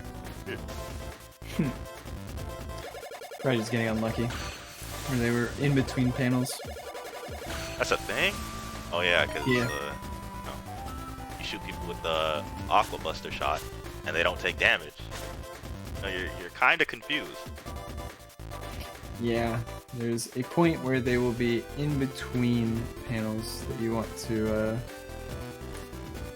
avoid hitting them on, because they technically, it hits them and then it tries to apply the effect to them, but they were on the previous panel, and then they've moved on to a new panel, and so it actually ends up doing nothing. I don't know, I think someone should fix that. Profs here, wink wink, nudge nudge.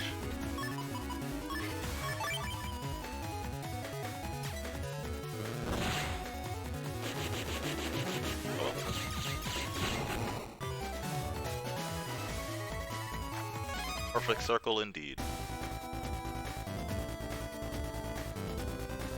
Don't touch me. Oh. Oh, okay. Alright, I'll come back for you. Where is he? Nice. Lovely. That was my fault.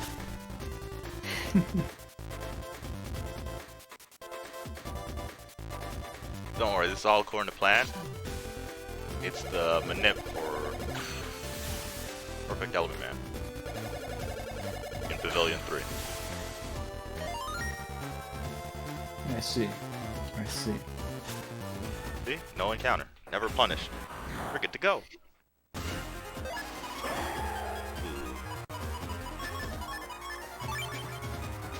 No counter hits here, my friend.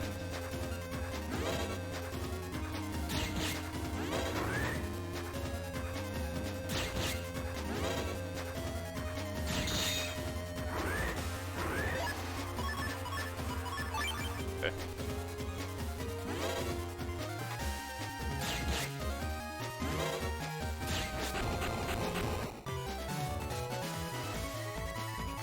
I mean, that was still decent. Or Element Man. Pavilion fight's better though. Overall, decent fight, yes. So next up, you know, nothing too fancy with Element Man. Just very standard boss. He can swap elements, but when you're using Beast Out, you just don't really need to. Here is a new little optimization that has been made recently as part of the Moonstone split. You used to go to your house, jack in, and go to the Undernet, but instead we're going to go and use the Greentown HP and set up the shortcut from there. This actually saves 5 seconds of movement overall. This is a 5-second time saving compared to what we used to do. 5 whole seconds. See, I didn't know you guys didn't know about this. I would have told you, but it is what it is, right? Not like I wasn't doing this the whole time or anything. Never punished. Let's go.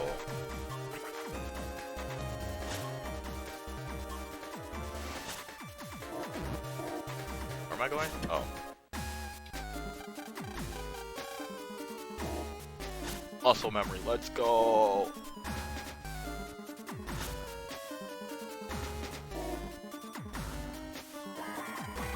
Lucky me. So now we just jack out, and since we're already here in Greentown, we can figure out what happened to the person who locked the door. Mm-hmm. This mostly saves the movement through your house and like the loading times of that, because you still need to go to Greentown no matter what anyway. That's where most of the time save comes from.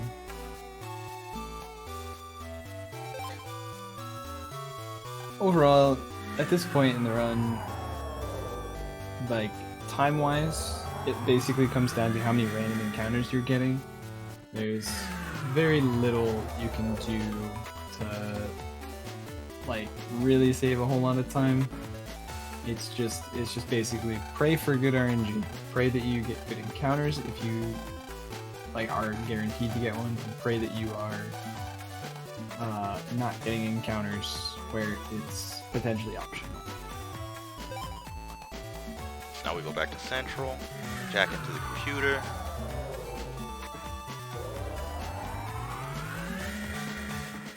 And you know, we wrap up this moon split nicely.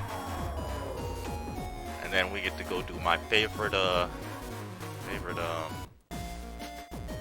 scenario after this. Favorite. I go out of my way to do this too. That's how lovely it is. I assume, is it the one in Aquarium? Yeah, it is. How'd you know? Yeah. Because there's no good time to do it. Like, ever. At this point in the run, you never go back to the Aquarium. That trip to Seaside was your last one, so honestly, just choosing to go to the Aquarium to get that cross at any point, it doesn't matter. You just probably want to get it as early as you can.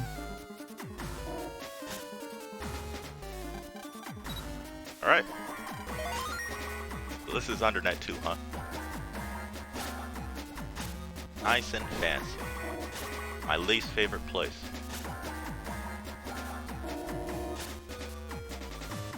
Reasons you guys will find out shortly. There's just no way. Oh, dang. I thought I was gonna get it. Close, close.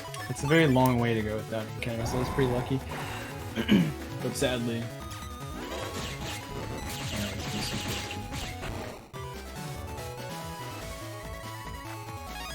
Got corner shot too, though. So, you know, we got the encounter there. Might as well, pick up the Moonstone so I can evolve my, my Nidorino. Oh, excuse me, Moonstone. Moonstone. Now we talk So about now, yeah, talk to all these people. 2 of them are the next cross-navi operators. So you talk to them, they invite you and say like, oh yeah, you should come take my class, but not today. So basically you go home, go to sleep, and now both of those cross scenarios are now open and available. Meaning that, like I said, there's no good time to do the one in Aquarium. So any point that you're going to the Lev bus is a good time. So right about now is honestly probably the best time you can do it. Oh, you're doing this one. Okay. Yup, the best one. We got it, boys. This Yup. is why I asked the Aquarium one. You said I did. I did say yes, didn't I? yes. Yeah, you go out of your way here. There's a slightly better time that you would be able to do this, I mean, there is, but, you know. we do now get access to this cross as well. Ground So man this is the way- homie. Ground, yeah, I was gonna say this is ground cross. Don't do it. Well, let's see exactly what's going on here.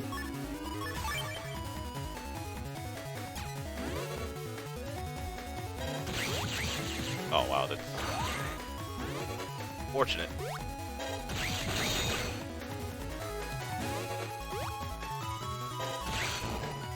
Are you serious? I hate this guy. Oh, first time for everything, right? I even tried to go on their panel so I wouldn't get hit by the flash bomb. I'm sorry? Yeah, alright game. Okay. I mean, I like ground band and all, but I like his cross more. Groundman seems like a pretty weak Navi, honestly, from what I can tell. Yeah, his nice multi-hits. I wish I had 3. I wish. Right there. Alright, here's my other encounter.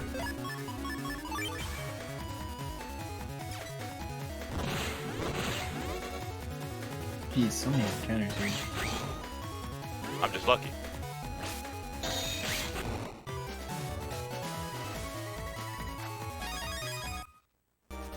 I have your luck, that's why. Use the vacuum to suck up the cloud from BN5. Yeah. Now we get another encounter. And then we can start his test. That's probably the most times I've had. That's probably the most encounters I've had doing it. So for groundman scenario, what I want to do is what he does, he wants to show land power of, I guess, drills.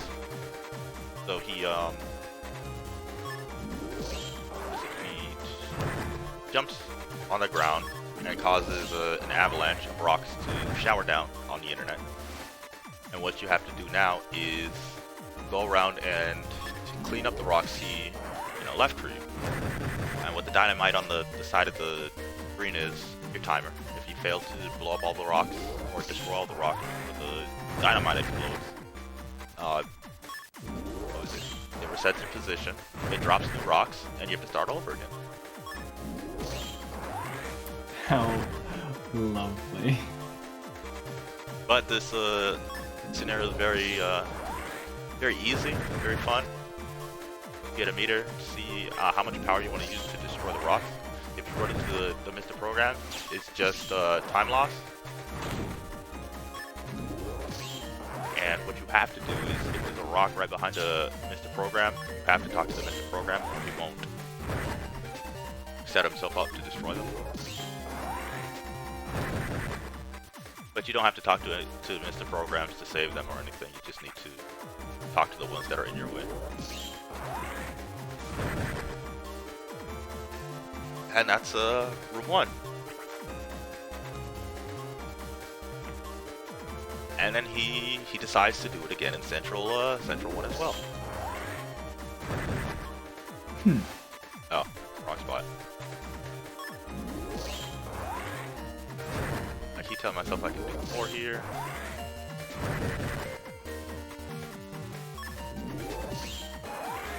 Go ahead and just destroy these. Like I said, you don't have to talk to any Mr. Program. But the ones that are in the way of the rocks, trying to destroy them.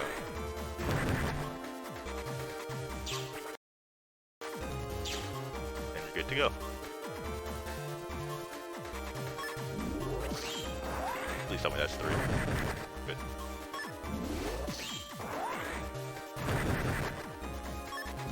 Four. I got 3, unfortunately. Fine.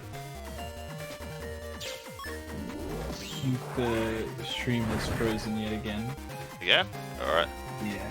Hey, can you? Oh, you got it. Yeah, I already told him. I'm keeping an eye on both, so. Hopefully this doesn't cause him to fail. Don't worry. You have enough time. Can you? Oh, can you not pause? I guess during the thing. I mean, I can, but I'm not gonna. You know. You can pause. That's cheating. 16 more rocks to go. Yep. You Oh, are good. yep. Go. Just watching the TNT. It's like, It's really low TNT, and you got a few more rocks to go, my friend. That's I a do. 0. That is a 0. Don't worry, we're good. We're fine. I could pause, but who pauses? I wonder how low down they let it get before it actually explodes, because it might just like completely overlap, like in the player's favor. Yeah. Oh, it's the last one. He did it. What? What? What? He got all 40 though. Oh, well. Oh my okay, goodness. maybe it was close. That's funny. That's funny. He has to redo it all. I could pause, but You know. oh. I understand. That's so unfortunate. I regret nothing. For the content. They get to For see the all content. Gets to see all of the rocks now. Good thing I don't get any counters for this. Yes. Can't believe it exploded there. Crazy. That's so unfortunate that it does that timing that way, honestly. Just like decides, yes. You know? Hey, you know, you live and learn, right? Yep.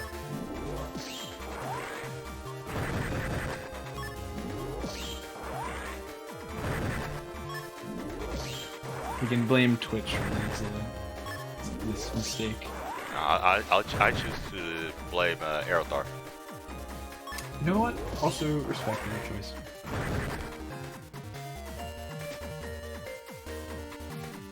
Now let's do it again. Let's try this one last time.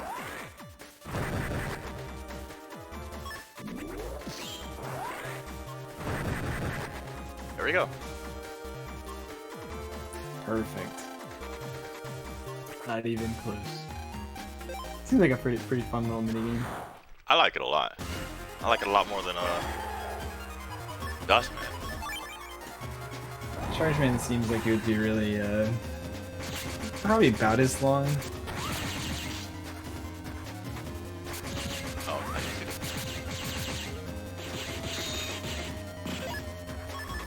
this. Ooh. Oh, right, cursor.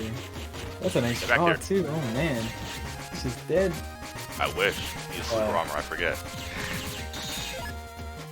Yeah. That's unfortunate. All these super armor bosses. Oof. Very nice. Now we got What? You got what? what? Oh, we got a ground cross. We got ground cross. And how good would you rate Ground Cross? It's up there, but Dust is the peak performance of Balazar crosses. But we get that at the end of the game because of You're not how gonna long get it it yet? takes. You're not gonna get it? No, Okay. because I want to advance the story as much as possible so I can run from those Undernet fights. Because it's a long.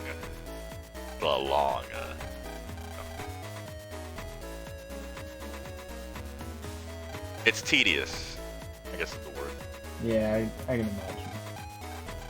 Hey, but we're doing this all for the planet. Recycling is great. And so now, stories, we're back in ACDC, hanging out with our good old friends from the good old days, talking to everyone in town, letting them know we are still alive. Yep. Then we're gonna go hang out on the internet, just like good old times. Showing that our forehead is not as big as theirs, right? Yeah, this is true.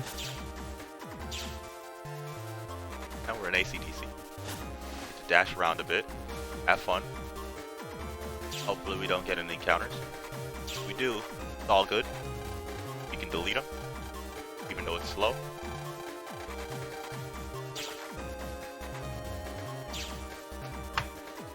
But there's nothing to worry about with that.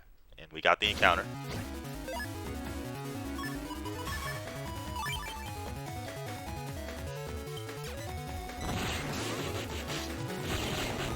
You know, I thought I dodged that last one. Mega Man most definitely has a forehead. Nobody's safe. Lan has the bandana on his head to hide his. It's purely aesthetic.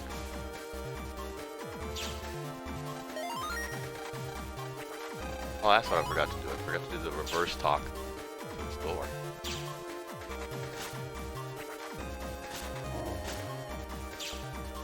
We talk to Roll. Gives us our passport.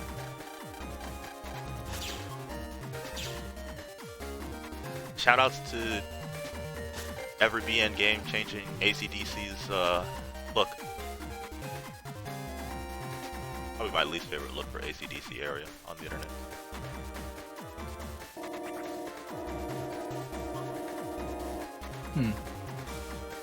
Honestly, not a fan of being 4 or 5's internet all that much. I Really? don't mind 6's all that much, yeah. I think I like 5s more than 6s.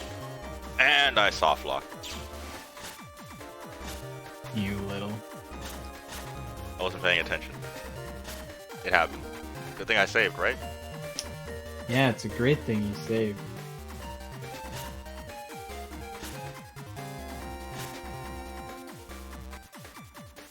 Don't dash here because waste. No, we dash here because we're never punished.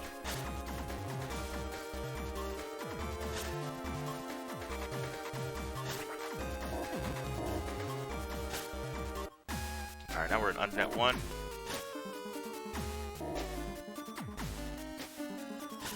So we're gonna do this this blast and dive man fight the same way we always do. And that's really grab this. Yo, nice copy damage, right? I mean, wasn't necessary. Just due to the way they move. But yes, that's always unfortunate. Yeah, we're gonna do this blastman fight the same way like we always would. And then the dive man fight. Dive man fights always. Imagine fighting him again. Oh, I actually picked it up. Okay.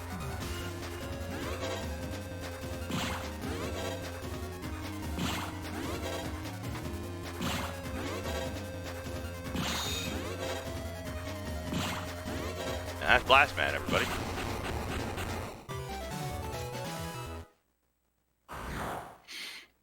Standard fight.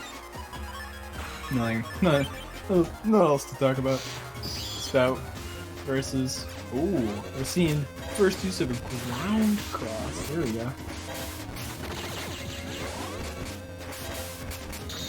Nice 120 damage charge. Ground beast. Come here, friend. Boy. Gone. Let's go. Oh, that's a fight. That is Very a nice fight. two-turn. Very nice two-turn. The reason why I go out of my way to get ground cross is because it's the strongest cross in Balzar. It does, I believe, each hit does 190, and it hits twice. The only problem is if there's another hitbox in front of the enemy you're gonna hit, it's gonna eat one of the hits. So like with the Falzar, if he does his Fire Phoenix attack, I'm only gonna get one hit off. It's unfortunate. And that does more damage than Aqua Beast? Yes, a lot more. Aqua Beast does 300 because Whirlpool hits 3 times for 100. Oh. So does that mean you're going to be using Ground Beast on Falzar? If he cooperates, yes. Interesting. Would you say it was 190 twice? Yes. So that's only 380 damage. Which is actually insane when you consider that Heat Beast does 400 on Gregar, only because Gregar has 2 hitboxes. Just a lot of damage, and I think I was trying to figure out if it's because can I get more damage out because you know he flies off the screen and then I can charge immediately again, or is it because with Aqua Beast multiple times you're getting hit out of the animation for the tornado, so you can immediately charge up for the next one. But I came to the conclusion that ground is faster. Because you fly off the screen, you can move around, you don't have to tank hits. And it just looks nice. I do think that it'd be a really cool fight to just do. And it's an interesting way to do it rather than the same old thing that you probably see if you ever watch any % runs. I also wanted to do the scenario here with the ground band, but it's too far away, and yeah, you'd have to run through Undernet 1, Sky Area 2, Sky Area 1. It would not work out very well. And we already saw how many encounters I got going from Undernet 1 to Central 3. So we just won't try it, all right? Yeah, it would not be very good. Now, this is the 3rd time Mega Man gets kidnapped in this game. I think they're just doing it to test out playing with other Navis a little bit more. But, you know, in any %, you're always using Aquaman. For all crosses, you would hopefully use Ground Man. I mean, you can use Tengu Man or you can use Tomahawk Man. Those are out of the way, and they're not as good. It's unfortunate because you need to be in the school anyway to talk to, you know, the principals, like the security bot outside the principal's room, and then talk to Mick. So you have to be here anyway. And like we said earlier, Ground Man is just too far away. And and also the scenario just Oh, what's wrong ends at the. You're a bit early there, bud. I am. It's a good thing to test in case, you know, just kind of lets you right into Pavilion right now. That'd be pretty sweet. Oh, that'd be pretty cool. It would suck because I'd have to jack out in Dustman scenario. The best one. Don't know how you do Pavilions without, you know, having access to Mega Man. That's up. You know, I was trying to think of a rebuttal there, but you're right.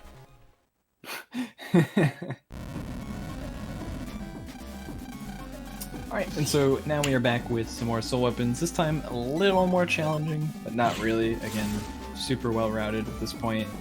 Lovely, am I right? Just do it, you know, just follow the route. The second comp, if you make a mistake, you actually might result in having to redo the area because of how tight it is. You end up with one soul weapon left. I have done it such that I messed up and was still able to complete it, but I had to use all of the soul weapons. It's tight. You want to be very careful. These minigames are cool. I think that if there's a way to sort of randomize them, it'd be pretty cool, more interesting, but it's just, they're kind of boring from a speedrunning perspective. They're definitely cool to do for the first time and figure out, like, how to do it. Casually speaking, you probably don't have them memorized even on multiple playthroughs, so I don't know. definitely an interesting sort of puzzle to figure out every time you play through the games. It's just, from a speedrunning perspective, these are very boring. I think they're fine in the speedrun. I just don't like the momentum shift. I mean, then again, you're also running around a lot, so it's not really that big of a deal. But you know, it's also it's a kind of nice break because you're not doing any encounters, right? You don't get any encounters during these, so it's simply just do this puzzle that you've already, you know, memorized how to do. I mean, yeah.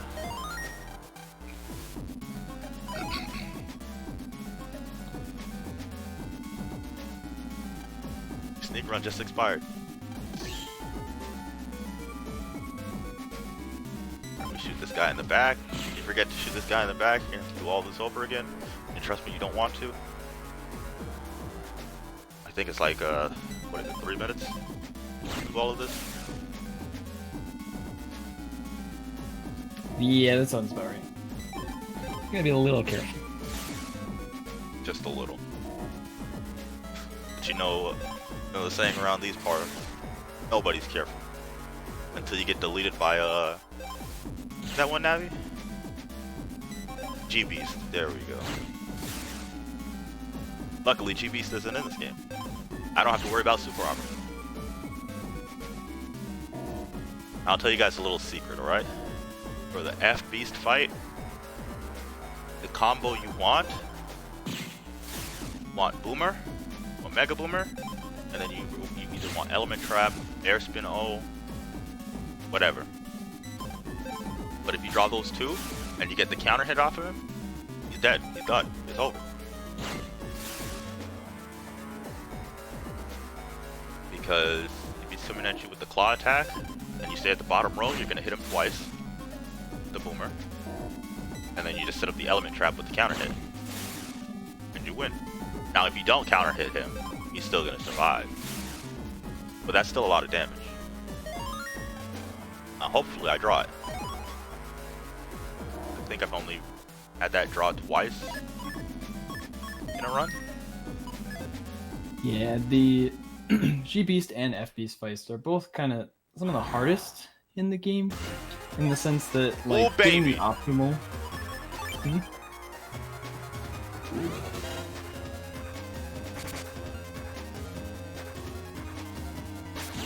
Dang it, Let's didn't see get how it. this goes.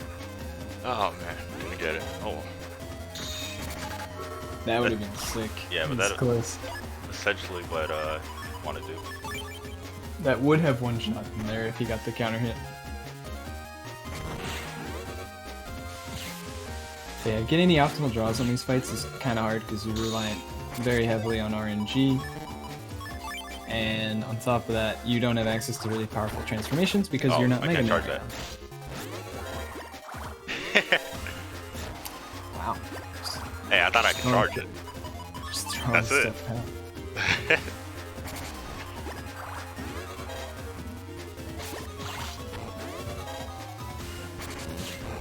If I can charge it, I'll be honest. Because if you can do it, if you can charge it as Aquacross, you can assume you can charge it as Aquaman, but I guess not. And so this is Colonel. Colonel has a nice AI loop you can perform, usually in Gregor. I don't know if you can do it with, Not really. probably can't do it with From advance, let's go. round. Oh, you could have used the PA there, I could have. but you could also just ground beast. This is also very acceptable choice. I am a fan. It's a very fast fight. Now I don't know. Another thing with ground beast is I don't know if the enemy is standing right in front of you, if you get another hit off. But I'm still assuming it's just 2 hits.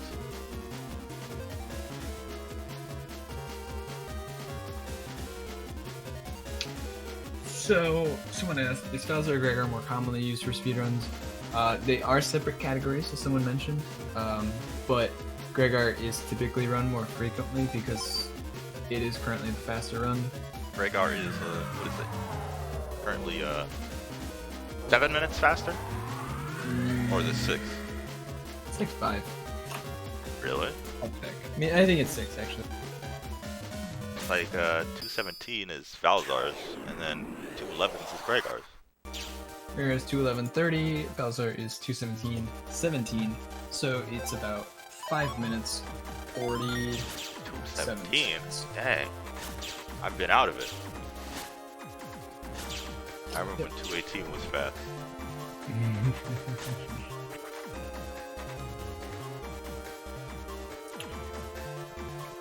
This will unfortunately be the final run of the TeamBN Summer Showcase 2020. We are wrapping it up here. So, but don't worry too much. We will be exporting the VODs to YouTube. I believe yesterday's runs are already exported, if I'm not mistaken. Feel free to correct me if I'm wrong if you're watching there. So those runs are already up if you want to go back and watch them on your own free time. Feel free to. A lot of really fun runs that have happened over the course of the weekend. And today's runs will also be exported as soon as possible.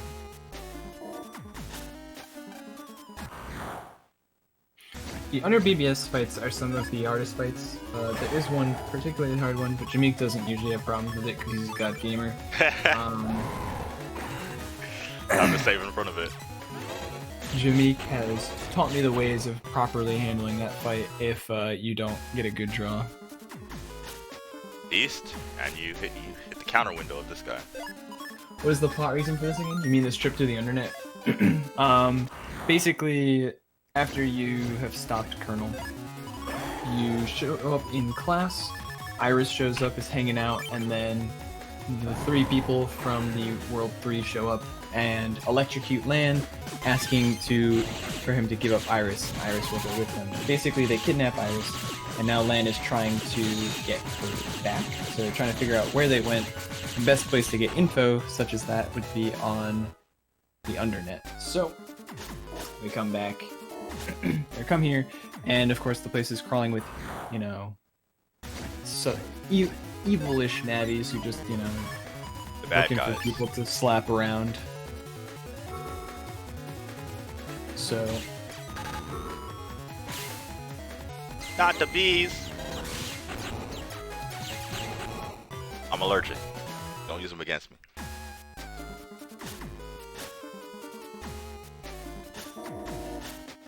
This is a fight I would want to use a, Tomahawk for, but there's this fire guy right here. So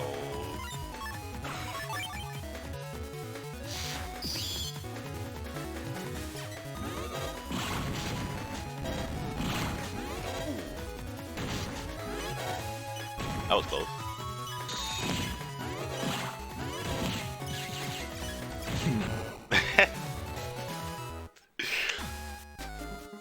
Very interesting. Not even close. I don't have an Those are undershirt. the Undernet BBS fights. Those can be pretty tough, all things considered. I think I saved, right? Some nice draws.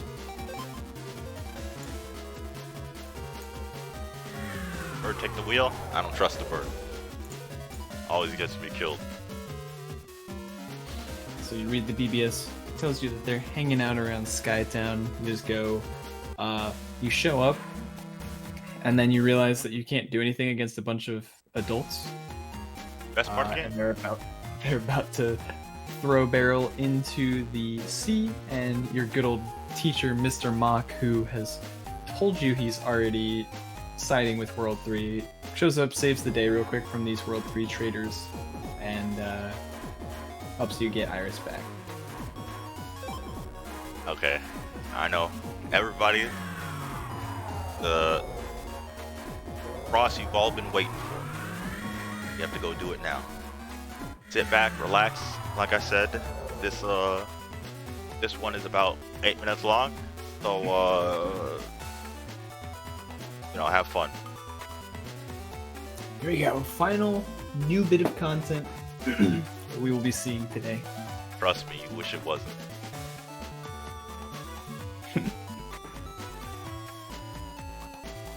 And then after that, we will wrap up the rest of the game with the final day of Pavilion Cups.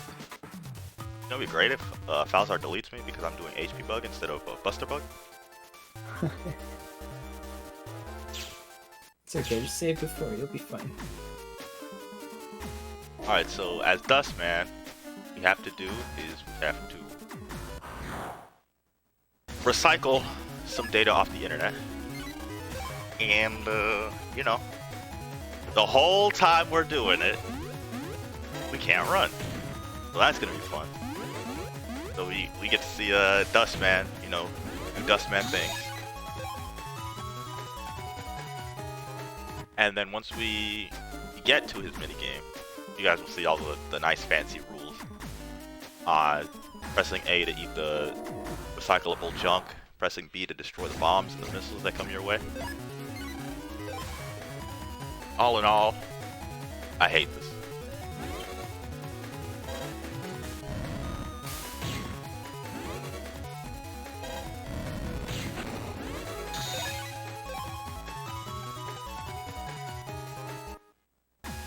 Easily my least favorite scenario.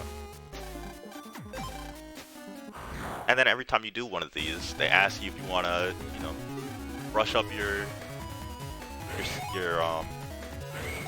memory. They want to reteach you the controls. Just B to blow up the bombs and the missiles, and A to swallow the junk to recycle. Now, if you swallow the bombs, I believe it's 20 points of damage you take, 20 or 30. Actually, it might be 50. All in one to find out. Nah, we'll save that. We'll save that for the end. Because everything moves like 3 times as fast. But they send you just as many bombs.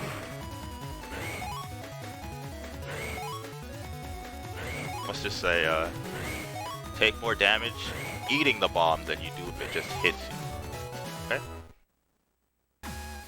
Sounds about right. I don't know how much damage it does if it flies off to the back of the screen and blows up. Now that we talked to that guy, we have to do the fun thing and circle back around to go to the place where we jacked in the first time.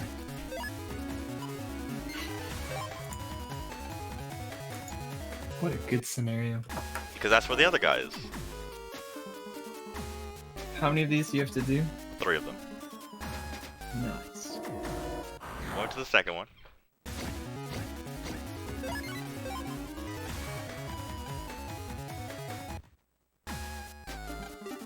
Interesting.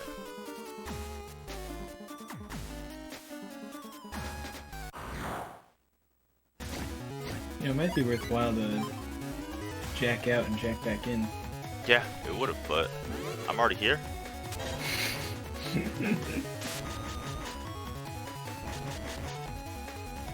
Only I tested it a little bit more extensively, you know.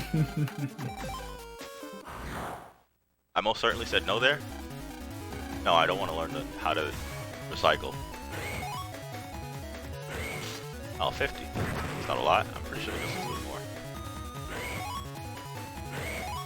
There's misses. Yeah. They blow up like, what is that one boss? It's the one that looks like Jello in the middle, and then he shoots the giant laser. Alpha? That one, Yeah, yeah. I see. Blows up the whole,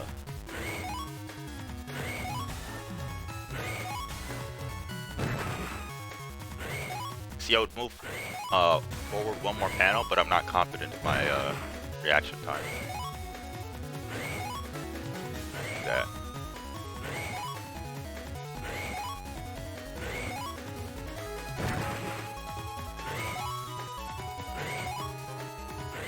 I remember the very first time I did this. I was trying to skip these cutscenes where he's telling you where to go next, and I soft reset, so I had to do the whole thing over again. The whole scenario took me like 20 minutes.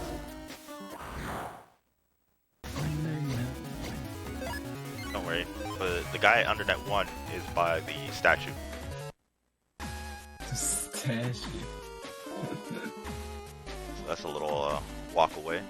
Don't worry, we're getting at least one encounter. Oh, oops, wrong way. Boomer. The real MVP.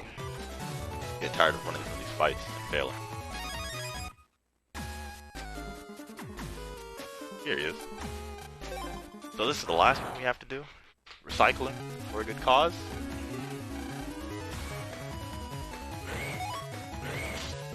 Okay, the missile's 70 instead of 50. Don't worry. It's almost impossible to fail these. You know, unless you're beam. Well, now I know how much damage it does.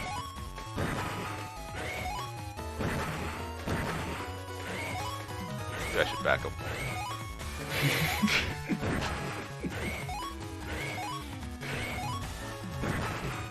Oh.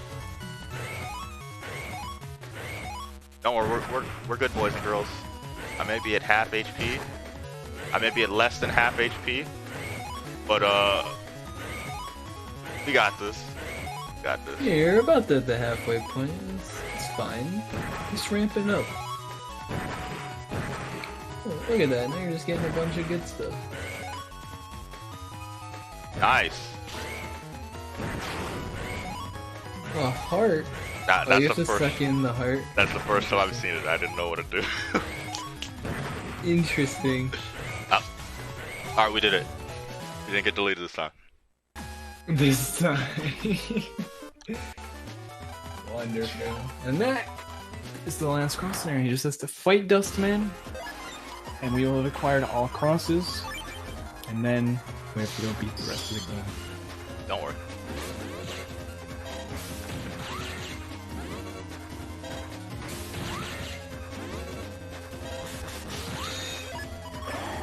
Thank goodness Wow. for super armor, right? That was brutal. You just destroyed him with the cross alone, and now you're just gonna beast out and Why not? destroy his whole career. So, unfortunately for Dustman and his cross, you're never seeing him. It's that bad. His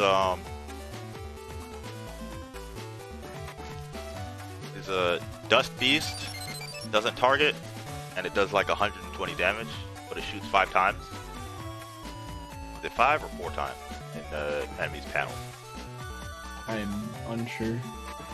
I am too, because I don't use it. Never played Bowser.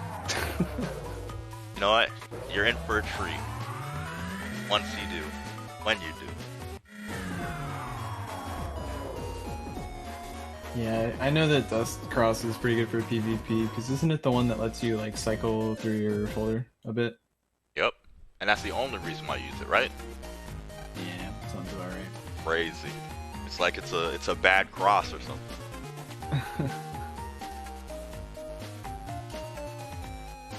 Hey, wait, can't you also have a shuffle as a Navicuss? Yeah, but that takes some Navicuss I mean, that's, precious Navicuss space. I mean, that's true, but the only up of Dust Cross is, gone. What element is Dust Cross? Is it Breaking, I believe. It's also breaking? Yeah. Isn't Crowned also breaking? Yeah, it's you're double breaking, just like Double. Rhaegar, you get your double fire, yeah. Interesting.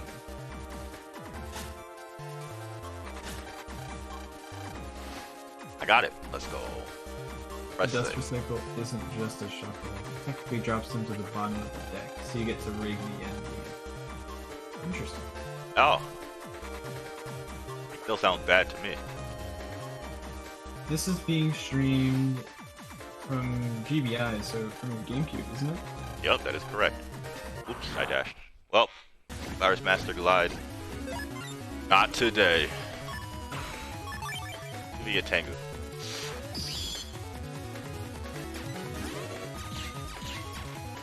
Can we please? Thank you.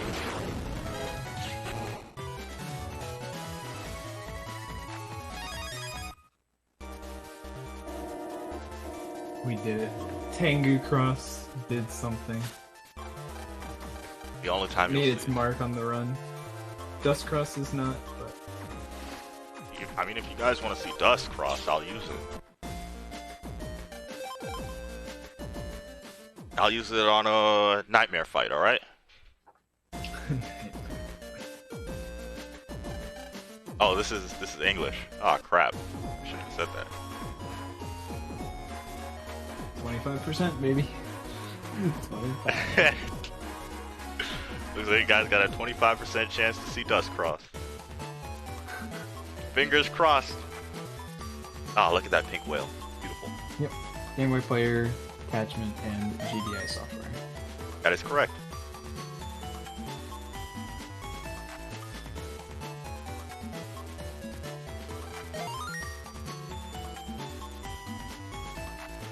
I believe GBI is effectively a way to use the Game Boy Player attachment without needing the disc, if I'm not mistaken. That is also correct. But I use what you call it? I also use Waker. You use the Wind Waker disc. Yeah, There's a few discs you can use with the GBI software to get it running. I think it's Wind Waker is one of them. Melee, I think, is one of them, yeah. And 007. The last one? I don't know all of them, so I mainly knew Melee and Wind Waker. It's a 007 game. I don't know which one. Dang, Chad, you beat up a Navi all by yourself? Crazy. See what happens when you live in that cardboard box? Your dad doesn't love you? Makes you strong. Might not have had Space Uber Geek for a longer song in Pavilion comps. You never know what the constraints were. If it was time related. Also, honestly, the amount of time spent in Pavilion where the music is like that is very low, so it was probably low effort.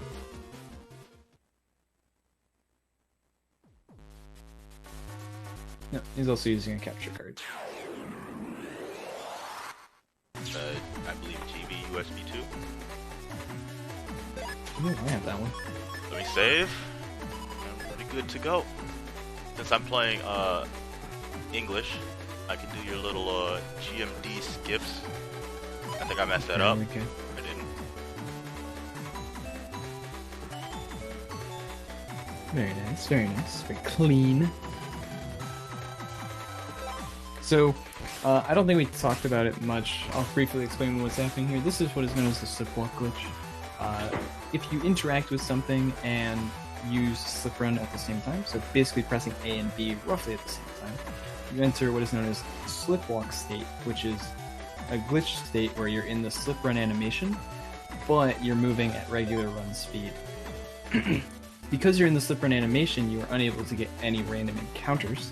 So we can use this to completely avoid random encounters throughout the entirety of this comp.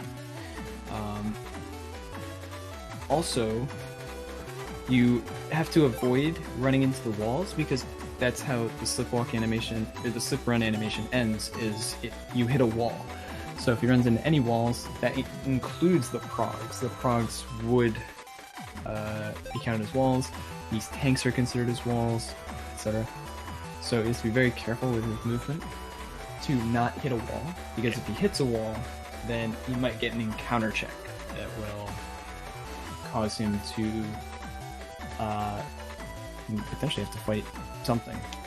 Yeah. Now, an interesting little tidbit that we have recently learned, the way that this works, he picks up a prog, right? And so once you turn the prog into the tank, the game resets your encounter rate back to where you originally, you last got an encounter.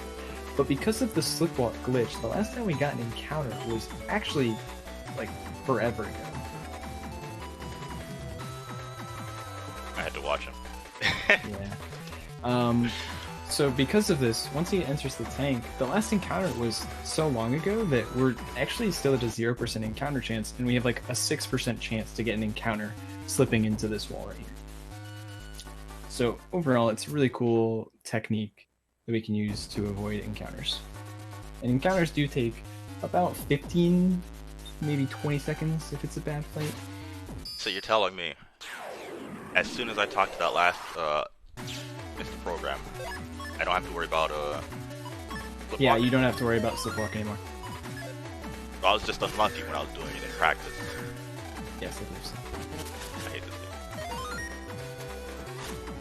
game. So this is a very interesting technique that Jameike.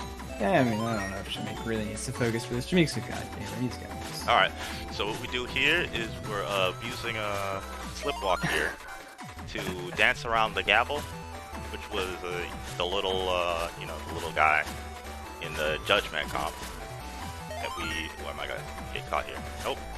So we dance around the little gavel because slipping makes us fast enough to avoid getting caught by him. Yeah, so you slip around and completely avoid getting caught by being faster than the gavel. You have to be a little careful in some places. He can reposition in certain ways to do some weird stuff. It's a bit unexpected.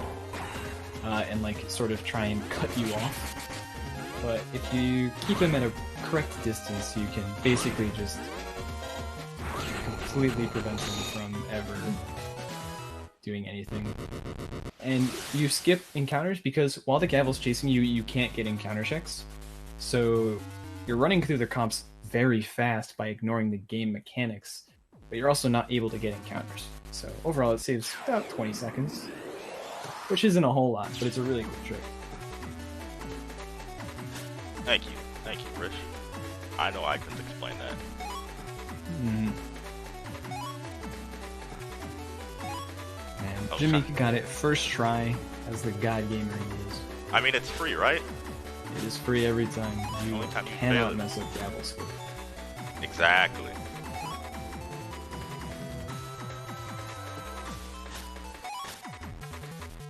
Don't give me this nightmare. Don't do it. Alright. No! Alright, well, there's a 25% chance, boys and girls. Let's see dust cross. Right?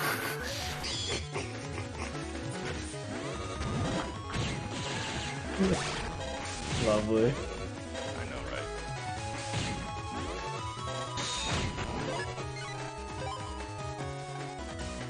Well, looks like we're still looking at dust cross.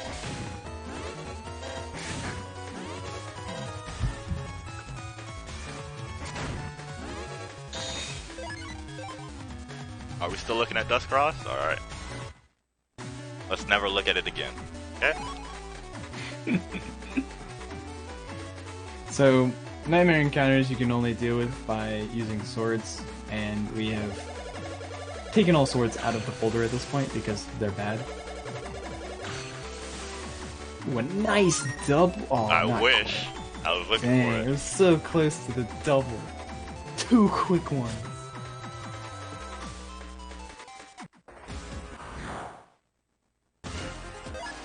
Oh.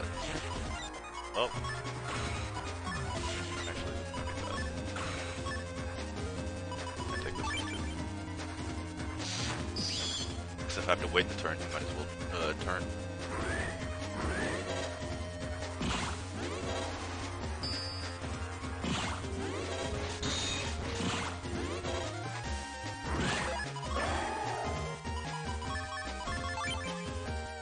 So here you're seeing the Elephant Man changing I'll do this. elements.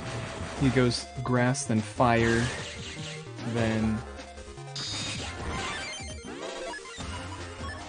I forget what's next. Elec, I guess. Yup. And he always does it in this order. So by knowing this order, he can actually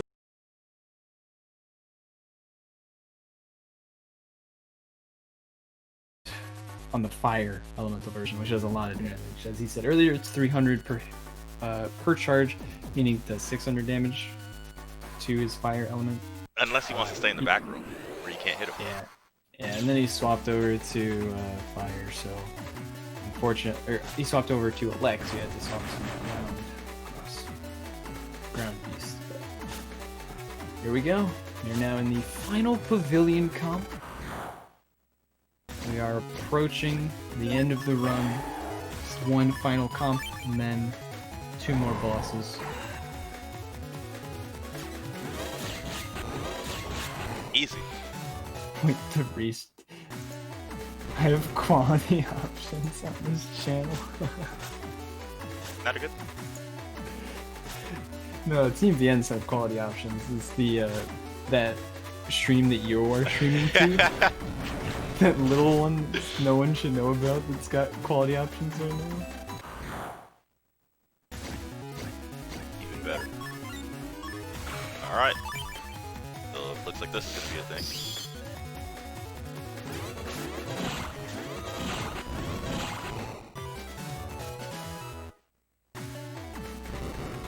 I didn't even use the proc shot. Very nice use of Aqua Frost.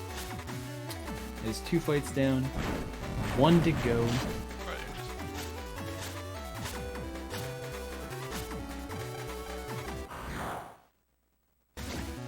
Boomer? Yeah, even better. Alan Trap. Trap works. Here we go. Alright, we are approaching the end here. He's just gotta go fight Circus Man V2 real quick. Assume you're gonna ground cross it out. Ground course. beast it. The best one. Oh, I could Tomahawk beast this. But alright, let's try that. Let's check it out. I mean, I can't hit him at all. But I didn't have any good ships to begin with. I am interested to see how this works. I know you can't hit him right now.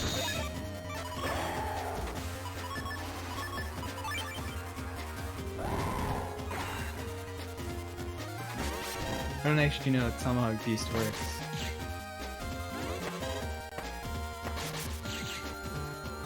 Ooh. How much damage is that? Nice 300.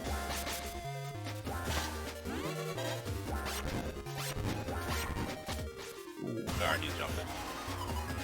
I don't want to time this incorrectly and get hit because I don't have undershirt.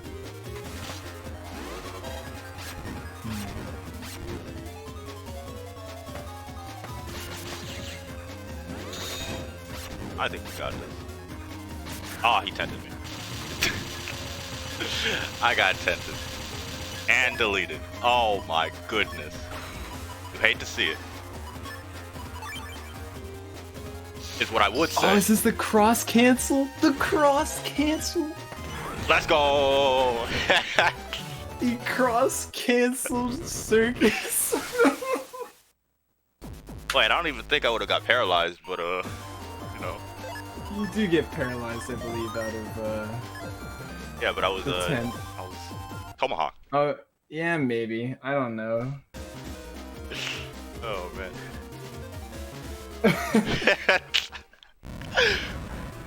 That was pretty good. That was pretty good. Oh, we don't talk about it, alright? Alright, this never happened.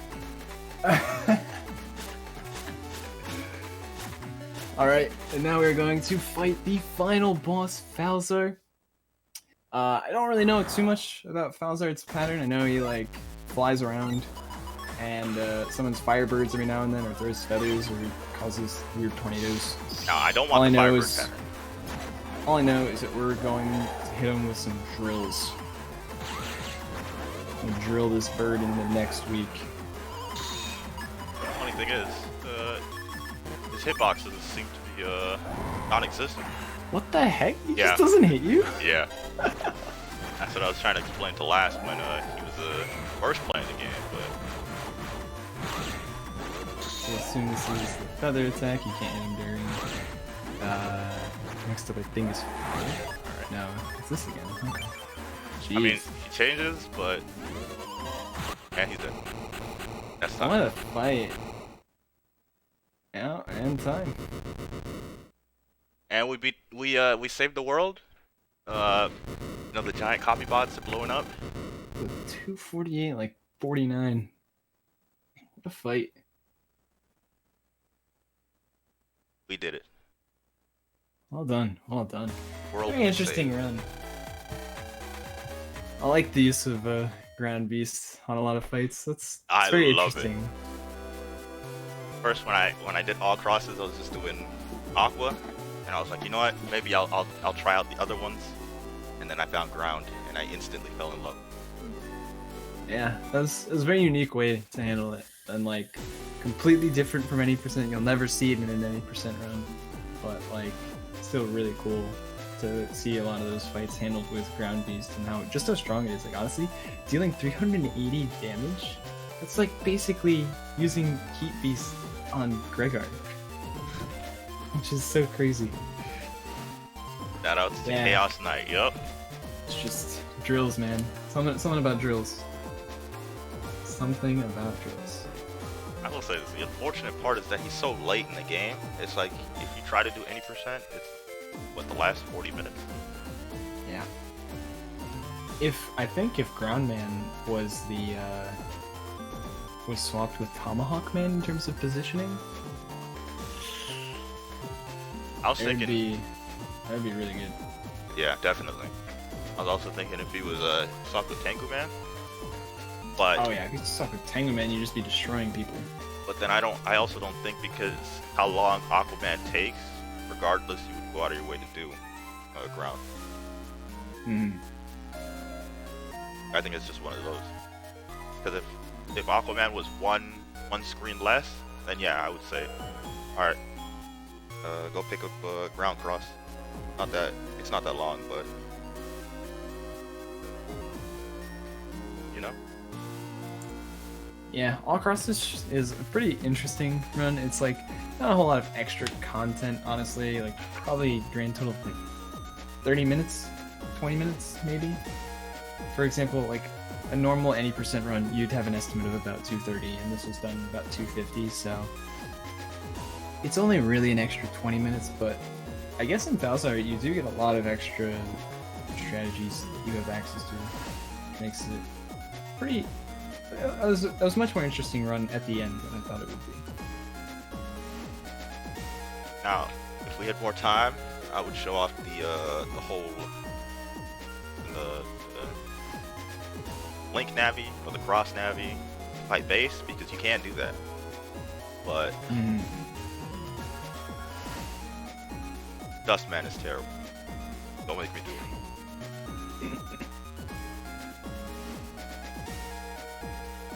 Yeah, the game. Their time 246. Only 37 standard chips, 5 mega chips. I'm pretty sure Aquaman was still in the folder. I just never seen it again.